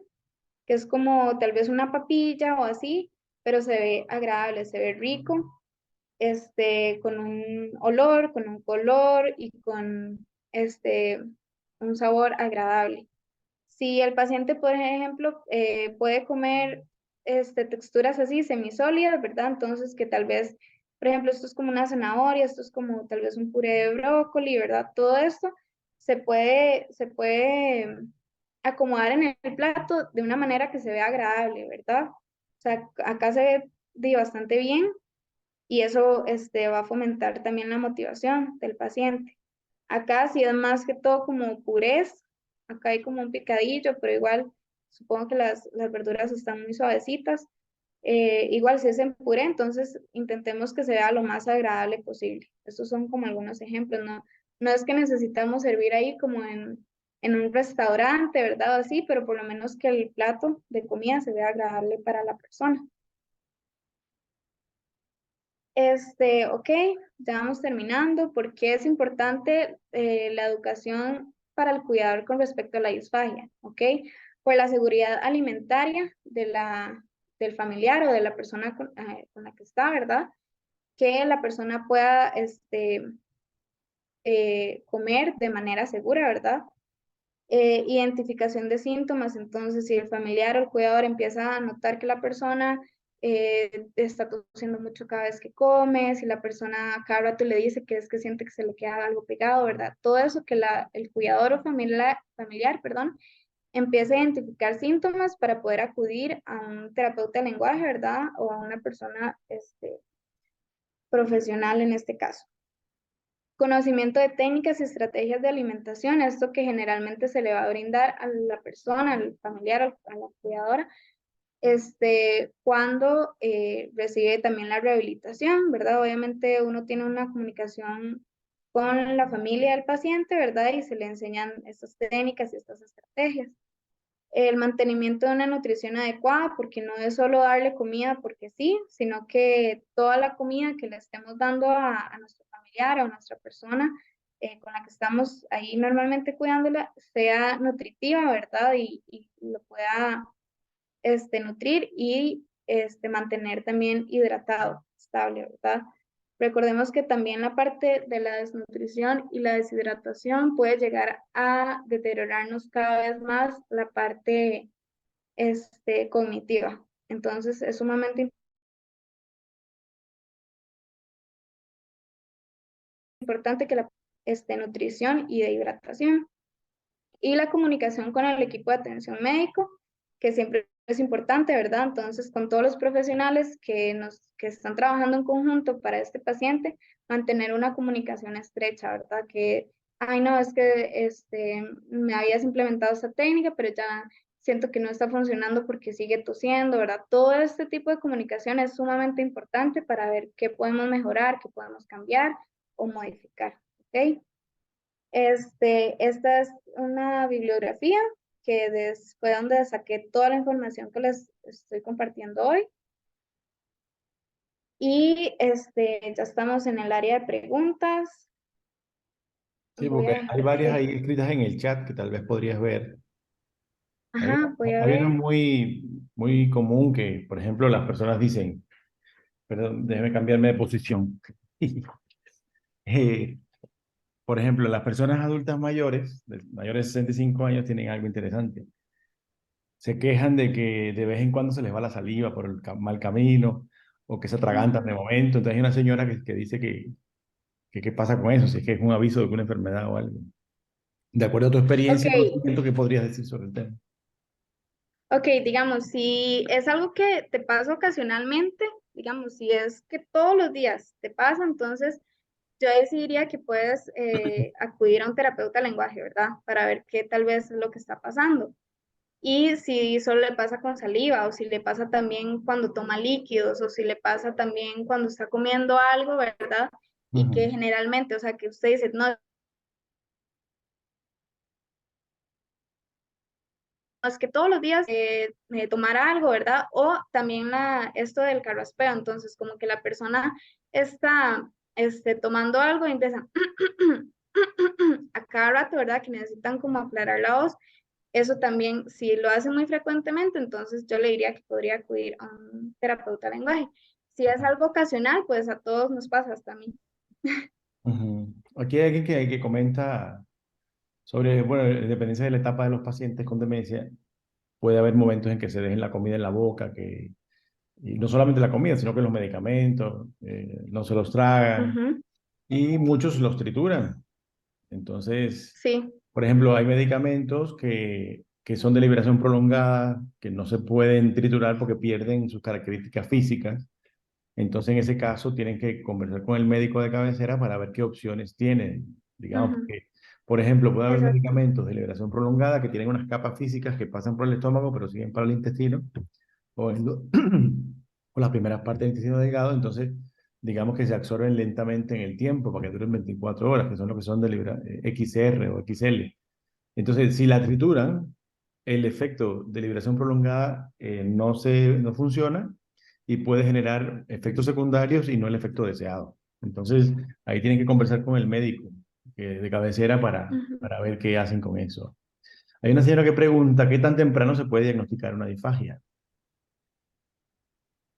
Ok, apenas una persona empieza a identificar síntomas que fueron los que ya les dije, por ejemplo, que el dolor a tragar, que la dificultad, que sienten que se les queda atascado el alimento, que en todas las comidas empiezan a toser o con todos los líquidos empiezan a toser.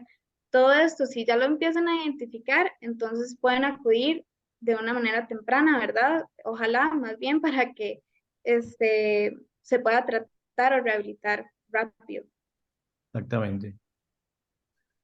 ¿Algún comentario, alguna pregunta por parte de ustedes?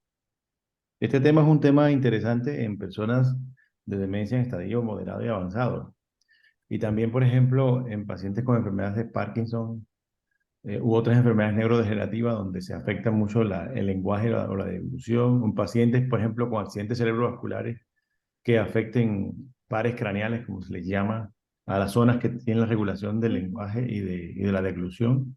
Es algo no desdeñable, es decir, es bastante frecuente, se ve en la práctica cotidiana. Entonces eh, realmente hay que ponerle asunto a esto, sobre todo en las etapas cuando empiezan a tener dificultades para tragar los pacientes con demencia. Hay alguien que pregunta, Ujú.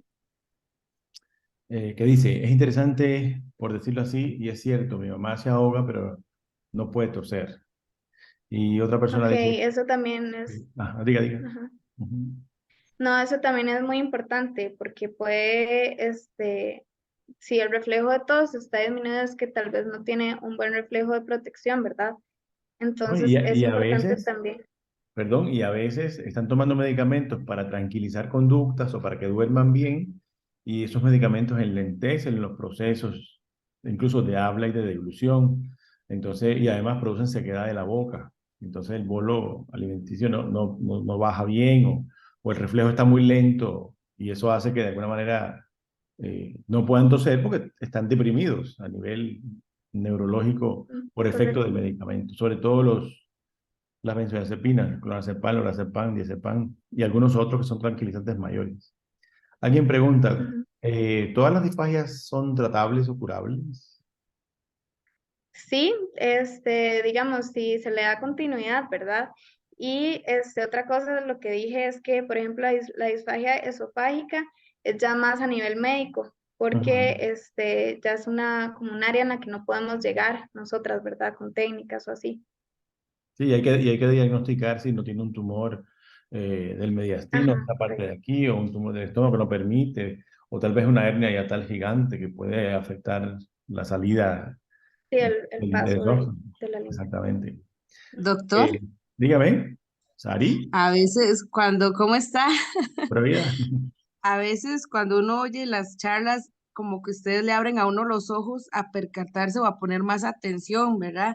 Porque ahora que hablan de la tos, sí es cierto que tosen y como que no pueden y hasta lloran y todo del ahogo que Ujú. tienen, ¿verdad? Y uno Ujú. no se percata, uno dice y se ahogó nada más y ya, pero ustedes abren los ojos a percatarse, a poner más atención de detalles que pues, no son insignificantes, pero que en realidad sí son bien grandes, ¿verdad? Y Ujú. ahora que la chica habla, la doctora, sí, todo lo que ella habla, eso lo hace mi mamá, no puede tragarse la pastilla y todo lo que estamos comentando de que la chupan y que la escupen y que Exacto. exactamente fue como ver a mi mamá explicado por ella. Sí, digamos, vea, una de las cosas que, como yo soy de otra cultura y de otro sistema, eh, uno está acostumbrado a que la familia y el paciente conocen sobre cosas médicas, porque hay un radio y una televisión que te bombardean todos los días. Pero uno cuando empezó a trabajar aquí, ya llevo 26 años acá, yo decía, no puede ser que no se sepan los medicamentos y que me estén diciendo que la pastilla es roja, amarilla y verde. Y hay muchas amarillas, amarilla y verde. Yo no, entonces, ¿pero cuál es la amarilla? No, es la amarilla, yo me tomo la que tiene rayita. Todas tienen rayitas, casi todas tienen rayitas.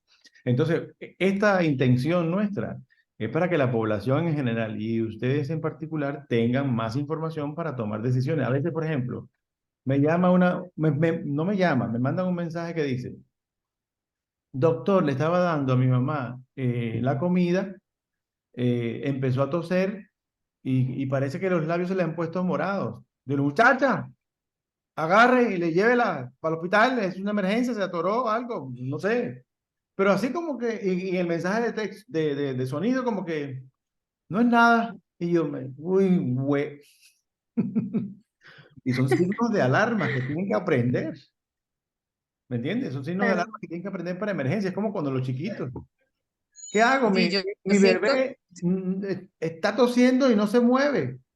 Entonces, muchacha, por lo menos mira la boca abajo, ya así, aunque sea, pero es como rápido. si es como si esa enfermedad acabara de aparecer apenas, no. Sí. Y, Tranquilamente, sí, yo lo veo parecido. Hasta que oigo cosas de ustedes, yo, mira, sí es cierto, pero peca uno de ignorancia, ¿verdad? Ignorante, porque sí es importante entender y saber cosas como lo del medicamento. Claro, aunque uno se lleva su regañada a la primera cita con el geriatra, cuando uno dice, ay, es que no me acuerdo, la que se llamaba como tal cosa, y sí, ahí se lleva uno la primera regañada. la recomendación siempre es, cada vez que ustedes vayan al médico, lleven la lista de los medicamentos bien escrita, con las dosis adecuadas, porque hoy puede ser este geriatra, pero mañana le toca a otro. Y si en el seguro puede estar apuntado ahí, pero si no es, si es privado, no va a saber, porque no tienen un expediente Mm. global, digamos. Entonces sí hay que tomar algunas medidas en ese sentido. Alguien Cuando dice, le preguntan Buenos que para días, qué es y uno dice que no sabe. sí, exactamente. buenos Eh, días, buenos días, ¿quién habla? Buenos Isabel. días. Hola Isabel, ¿cómo le va? Bien, es que he tratado de entrar un montón de veces y no he podido. Buenos días, doctor. Mire, el asunto es el siguiente. Yo trabajo cuidando dos personas. Una tiene Alzheimer avanzado y la otra tiene demencia por Alzheimer. Entonces, pero esta que tiene demencia por Alzheimer es una paciente de 94 años. Yo Digamos tengo, que los dos tienen Alzheimer. sí. Eh, esta de 94 años tiene muchísima dificultad. Yo tengo muchísima dificultad para alimentarla.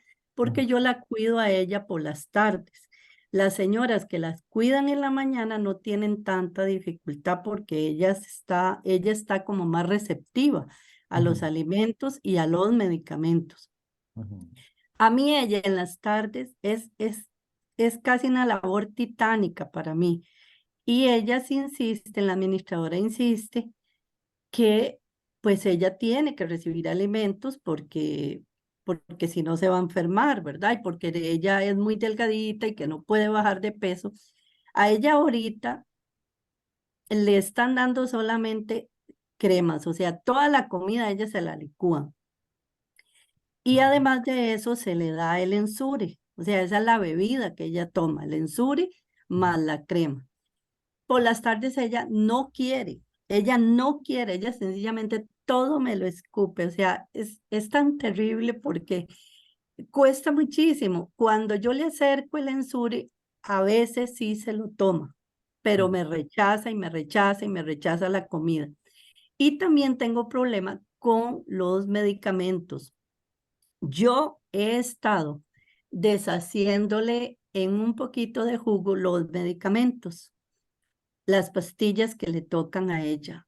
Y pues ahora veo que no se debía hacer, pero yo sí les comuniqué que la única forma que ella se tome una pastilla, porque de lo contrario ella me la escupe una y mil veces, ella no se la quiere tragar. Por eso que Yo se no le da sé, comida sí, licuada, porque si no, escupen el arroz y y cosas así. ella donde siente la mínima boronita que le queda en la boca, inmediatamente escupe. Entonces, yo les he dicho a ella, digamos, la carne, a veces la carne no se licúa totalmente, entonces quedan residuos de carne y ella donde se la siente una hebrita de carne, inmediatamente la escupe. Ujú. Ahí hay dos Me cosas dice, importantes. sí, y Termine, ahora, sí, doctor, perdón. termine, termine. Ajá. Entonces, yo no sé, por ejemplo, la melatonina que ella toma por las tardes, que son 3, son dificilísimas de que ella se las trague. Entonces, yo lo que hago es que la corto y echo el líquido en una cuchara y se la doy. Es la única forma que yo logro que ella se la tome. Pero ahora a mí la preocupación mía, ahora, ellas tienen un geriatra privado. Ellas tienen ese control privado. El geriatra es el que mandó a que le dieran la comida de esa forma. Sin embargo, ella, por ejemplo, yo en la mañana, cuando me toca los fines de semana, que sí me toca cuidarlas en la mañana, yo le hago a ella un huevo revuelto con el ensure y ella se lo come. O sea, no es que tenga problemas de tragar.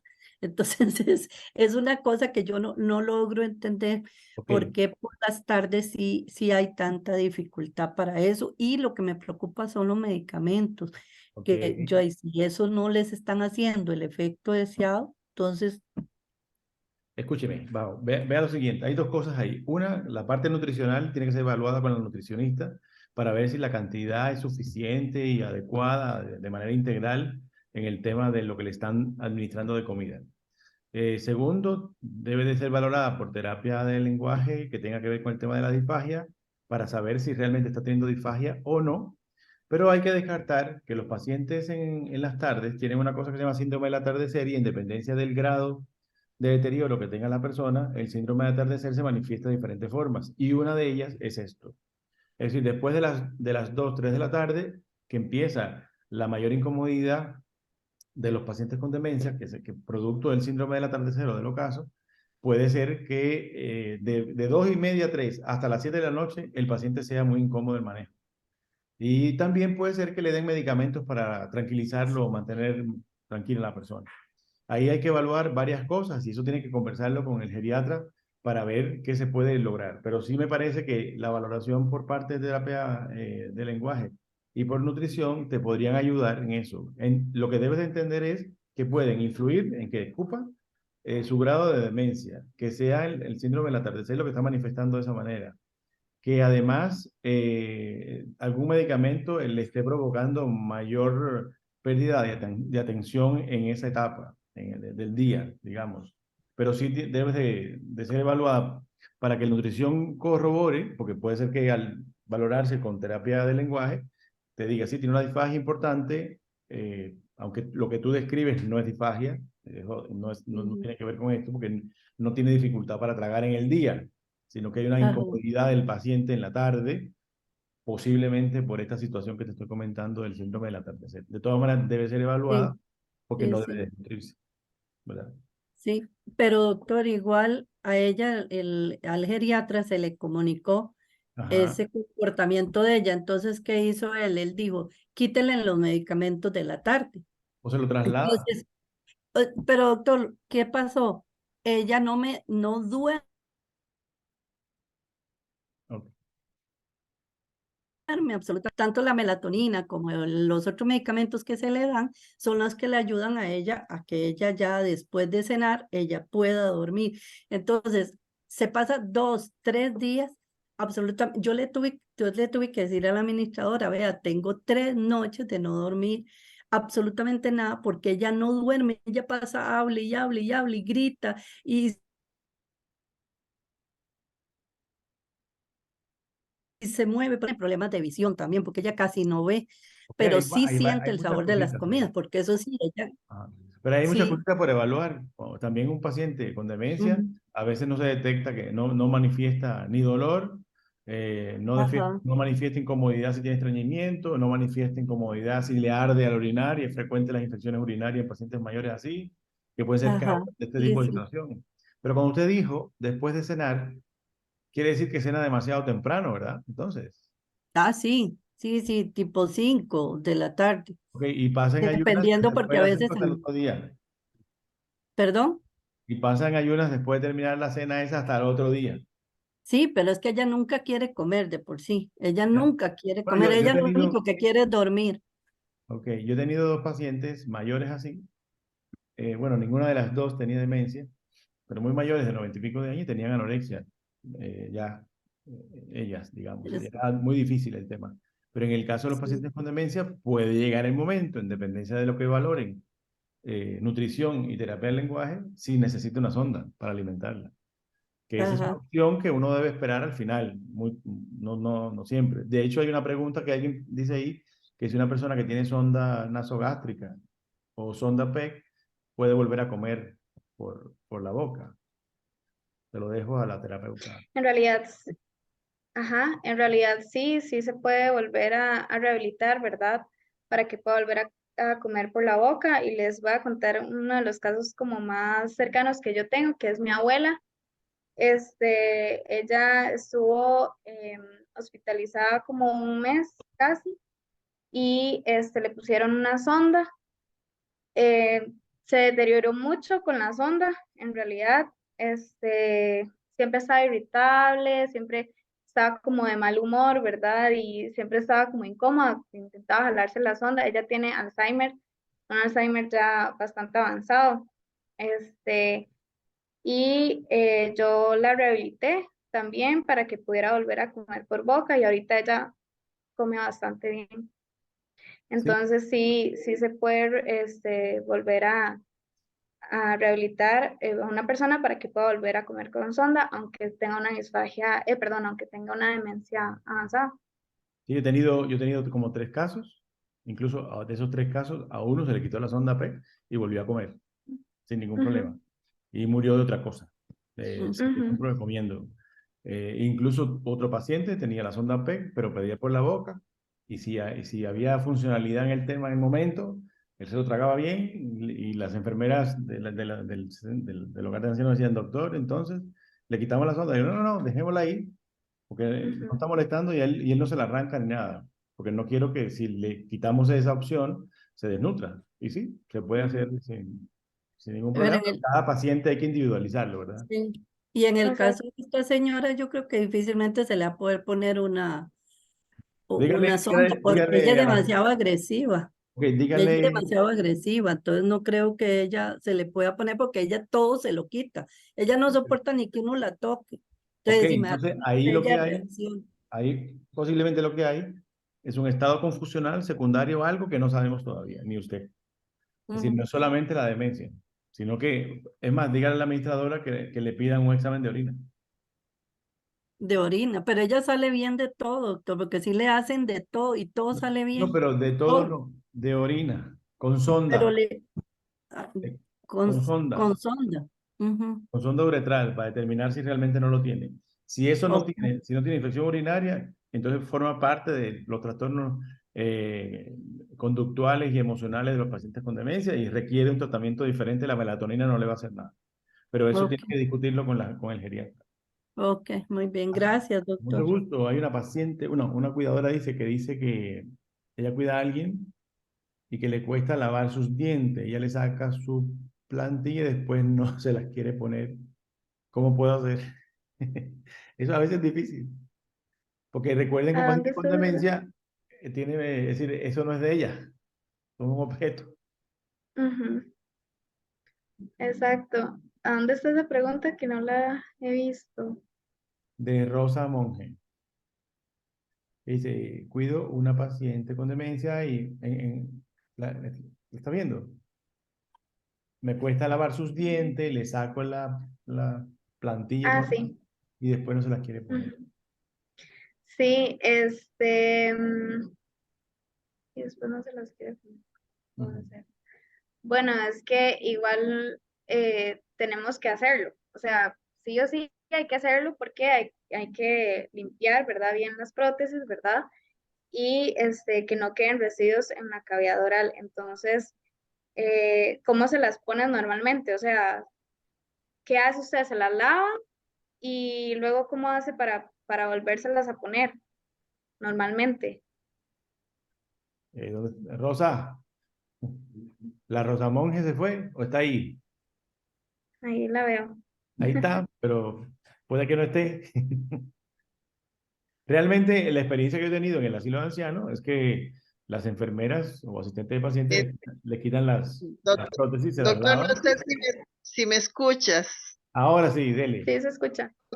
Gracias, muy amable y buenos días. Buenos días. Sí, es una calamidad, es toda una odisea quitárselos porque entonces ella lo muerde a una y Ujú. después ponerlas, hay que mencionarle su nombre como 3 veces y en el momento que ella abre la boca tratar de meterlas, pero no le gusta a uno lastimarlo porque no, entonces ella lo pellizca, se Claro. enoja toda y se las termina quitando. Entonces doy yo media vuelta cuando ya llego a ver dónde está la plantilla de dientes, un día esto me las fue y me las tiró en la taza del servicio. Es algo terrible.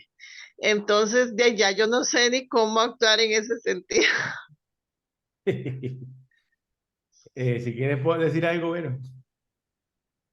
Sí, bueno, es que sí, sí comprendo porque más si es una persona con una demencia avanzada, ¿verdad? Ujú. Yo he visto cómo se comportan en el hogar de ancianos también, entonces, entiendo como su preocupación.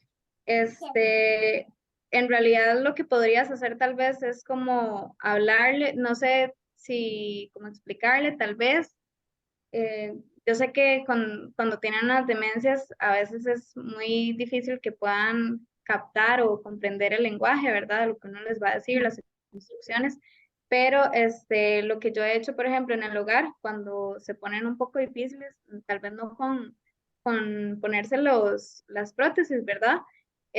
Sino como con cualquier situación en la que se pongan como un poco incómodos, es explicarles, hablarles como de una manera tranquila, mira, vamos a hacer esto por tal razón y así, ¿verdad? Y ellos se vuelven un poco más, calmados, como un poco más dóciles a la hora de realizar lo que vamos a hacer. Una, El una, asunto es que sí, perdón, el asunto es que uno de los hijos, yo le mencioné la situación y me dice, ella no se los quiere lavar, pues ni modo, pero de no, eso no, se trata, que es lo que claro. lo ustedes están expresando, que las bacterias y todo. Y ayer, cuando ya se la fui a poner, a ella le dolió, entonces yo le traté de revisar como pude. Ustedes no tienen idea la odisea que tuve que hacer para poder revisar la encía, la parte derecha arriba, y ahí se le ve que tiene una apostema. Pensé que tal vez no se los quería poner, era por eso, pero yo le doy agüita sal, digamos, para que se le desinflame la boquita, o le ponemos un polvito que venden en la farmacia para desinflamar, y entonces ella se lo termina tragando. Entonces, vea, Ella por no se lo... ejemplo, ya que dice eso, podrías, en vez de utilizar lo de la sal y el polvito, podrías utilizar miel de abeja. Entonces, Ah, bueno, la ya miel de ven, abeja, hasta. aparte de que es nutritiva, tiene además muchos propóleos que son antiinflamatorios y son Ah, antisépticos excelente, y pueden ayudar a la excelente. cicatrización de las Y encías. tiene, Pero como ajá, es dulce, usted puede manipular más probablemente le guste fácil más. para que ella, entre comillas, chupe la Ah, protección. ok, ¿Entiendes? excelente. No, pues Pero, muchísimas gracias, muy con mucho gusto, amables. pero esto que le estoy diciendo no es para todos, pero es una estrategia, digamos. Cada cual debe de ir viendo de qué manera se mueve la situación del paciente, porque a veces uno le explica, pero no entienden por la condición cognitiva que tienen. Bajo Sí, esa por supuesto, premisa, son tiene que bebés intentar. otra vez. Sí, exactamente, pero a los bebés les gusta el dulce, Es correcto, sí, sí, igual que a sí. los mayores. No, Entonces muchas gracias. le envuelve y le dice que es un confite, le pone miel de Correcto, abeja a la prótesis y chupe, dele, a ver, excelente. y le Pues no, sirve para muchísimas que. gracias a los dos. Ok. Bueno, A ver, ¿qué? Un comentario. Mi mamá tiene todos los dientes todavía, ella no se le han caído. Ajá, Y le lavamos los dientes con la pasta esta que es para niños, que tiene sabor rico. exacto. Entonces ella ya no está en la capacidad de escupir, ya ella uno le dice escupa, ya ella no lo hace. Entonces hay que lavarle los dientes solo el cepillito mojado con la pastita esa y Ajá, ella a veces se aprieta el cepillo y como que lo chupa y exacto.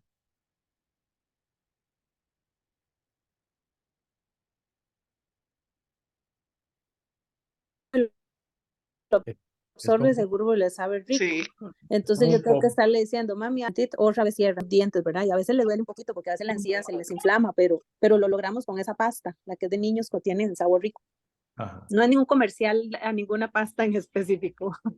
No, pero es válida la experiencia y eso es importante porque cada uno tiene experiencias diferentes y eso se convierte en un saber para todos, digamos. Entonces, el compartir esa experiencia es bueno y recuerden que a los mayores, si hablamos de que el paciente tiene una retrogénesis de su memoria, un desaprendizaje de todo, es muy probable que al volver cuando son más avanzadas las demencias, vuelven a la infancia cognitiva, digámoslo así. Entonces, el recuerdo que tienen son de esas cositas. Y lo dulce es un sabor que a todos recuerdan, tanto a la leche materna como Se a la pueden leche comida. jugar, doctor. ¿Cómo? Ellos se ponen a jugar con la pasta de dientes, con todo, se ponen a jugar. Igual que los niños, y los niños se chupan y se la tragan, no hay problema. Correcto, sí, sí. Francini, Sí, pero sí es sumamente importante que tengan una higiene, ¿verdad? Oral, claro, que no, no es como que, ay, no, si no le gusta, entonces no se los lavemos y ya, porque, ¿verdad?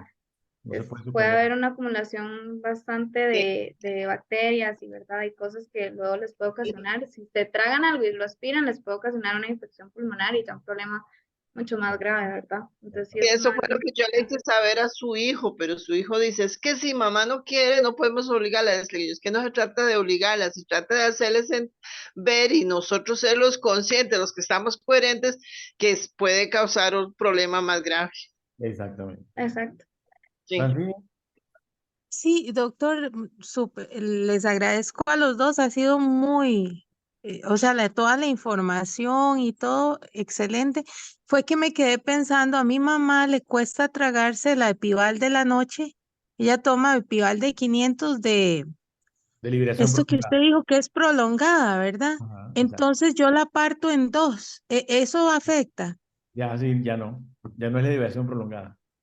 Ay, Dios, y tengo tiempo Lo que de estar podríamos, en... lo que podríamos hacer ahí en ese caso es entonces utilizar el seguro, que no es de liberación prolongada, lo único que tendría que tomar una por la mañana, una por el mediodía y una por la noche. Que la del seguro son de Ah, 250 miligramos, son de liberación inmediata, digamos, dura 8 horas, entonces lo que se hace para cubrir 24 horas que se da, por ejemplo, 6, 2 de la tarde, 6 de la mañana, 2 de la tarde y 10 de la noche para que cubra las 24. Es el ujú, único inconveniente. O se le puede dar en líquido también el valproato de sodio, que lo tiene en la caja. Y entonces, sí, digamos que se cambiaría ese medicamento, porque pierde el bueno, efecto de liberación prolongada. de verdad. Qué torta. Bueno, muchas gracias, Ahí doctor. lo Que dicha vemos, aquí ahí hice lo la vemos. pregunta. Con mucho gusto. Gracias a ustedes. Bueno, si no hay nada más, creo que estuvo muy buena la charla, estuvo muy buena el compartir con todos. Que dicha que Ahí estaba leyendo este comentario que dice que es muy importante porque mi suegra tuvo disfagia y hasta hoy me entero que un terapeuta de lenguaje podía habernos ayudado, que consultaron con un nutricionista y nos mandaba a despesar las comidas. Ah, Entonces, sí. en eso, los quería concientizar que siempre es importante buscar al profesional que intervenga, o sea, que sea especialista en eso, ¿verdad? En Porque cada y área. muchas veces, Exacto. claro, porque muchas veces, vamos donde un médico, creemos que tal vez nos soluciona todo, ¿verdad? Donde un nutricionista y nos soluciona todo, y en realidad deberíamos acudir a un profesional especialista en eso que nos ayude realmente con el problema de nuestro familiar. Realmente yo, digamos, trato de que cuando se trata de ese tipo de situaciones, sea una valoración lo más integral posible entre terapeuta del lenguaje y nutrición para que se pongan de acuerdo. Incluso hemos tenido charlas en conjunto de nutrición y terapeuta del lenguaje a la hora de elaborar alimentos para etapas avanzadas. Lo ideal también sería que los profesionales con los que ustedes llevan al paciente, pues entonces el médico sobre todo, tenga como un equipo a quien referir para poder saber y trabajarlo de la mejor manera. Porque Correcto. generalmente los Ujú, nutricionistas hacen exacto. esto que decía Verónica, espesan, pero no resuelven. Entonces no hay una especificidad ante la acción que se necesita, ¿verdad? Por supuesto. Exacto, y es lo que les decía también, que los espesantes a veces nos pueden ocasionar a largo plazo ciertos problemas ya también a nivel de salud, deshidratación, problemas renales y así, entonces Exacto. no es recomendable que, ay, sí, me mandó a espesar todo y ya, así lo dejo y, ajá. Sí, sí. Y se Y ahogó también, con el también espesar. quería decirles, como un comentario también de concientización, que yo que trabajo con población adulta mayor, por favor, siempre, siempre démosle calidad de vida a los adultos mayores, porque muchas veces creemos que, ay, ya, porque es adulto mayor y tiene demencia, ya ni se da cuenta, ¿verdad? Ya ni es consciente de tal cosa y los dejamos ahí, como a lo que caiga, digamos, diciéndolo de una manera fea. Exactamente. Y ellos siguen siendo personas con sentimientos, ¿verdad? Con emociones, y ellos perciben, aunque no tengan, tal vez no estén conscientes en el momento, ellos perciben también la manera en la que los tratamos. Y siempre es importante tratarlos con amor, con respeto, con cariño, y darles la atención que ellos requieran, que ellos se sientan queridos, que sientan que de verdad son importantes, ¿verdad? Aunque tal vez ya se les empieza a olvidar cosas, pero el hecho de que se sientan importantes para otras personas los hace sentir bien. Y eso lo veo mucho en el hogar de ancianos también, porque en el hogar de ancianos a veces los hijos dejan a los papás ahí, los dejan y los visitan una vez perdida, una vez al mes, cada 2 meses, y ellos se sienten mucho ese tipo de cosas, a uno se lo dicen. Entonces, es muy importante que como hijos o familiares de una persona que están en un hogar o por ejemplo que los tenemos en la casa o así, y ellos sientan nuestro cariño hacia ellos también. Exacto, muchas gracias. Doctor, Verónica. yo puedo hacer un comercial rapidito. A ver, haga el comercial. Doctor, me encantó esta charla, me encantó, estoy súper emocionada, de verdad, muchísimas gracias. Y Gracias, le Verónica. digo, es joven y su persona, usted sabe del programa mío de Una Ventana al Pasado, me encantaría tenerlos a los dos en mi programa porque esas palabras que ella acaba de decir me llegaron al fondo del corazón porque ese es mi objetivo de que de verdad ya basta de tanta agresión y tanta desamor para los adultos mayores y me encantaría tenerlos a los dos en mi programa. ¿Qué posibilidades? Tal vez si hablamos Bueno, aparte. yo puedo ir. En serio, Deme un segundito, espérense. No se vayan. Eh, no. vamos a cerrar un momentito esta parte, espérense. ¿Dónde estás? Porque primero agradecerle a Verónica, ¿verdad? La participación y la excelente charla que dio. Por Y me parece que fue supuesto. muy enriquecedora, digamos, y creo que la participación es importante para poder hacer este tipo de discusiones. Y les agradezco a todos y a ella en particular la presencia aquí. Eh, Muchas Claro. gracias. No, esperemos gracias. que nos sigamos viendo, ¿ok? Hasta Muchas luego. gracias, doctor.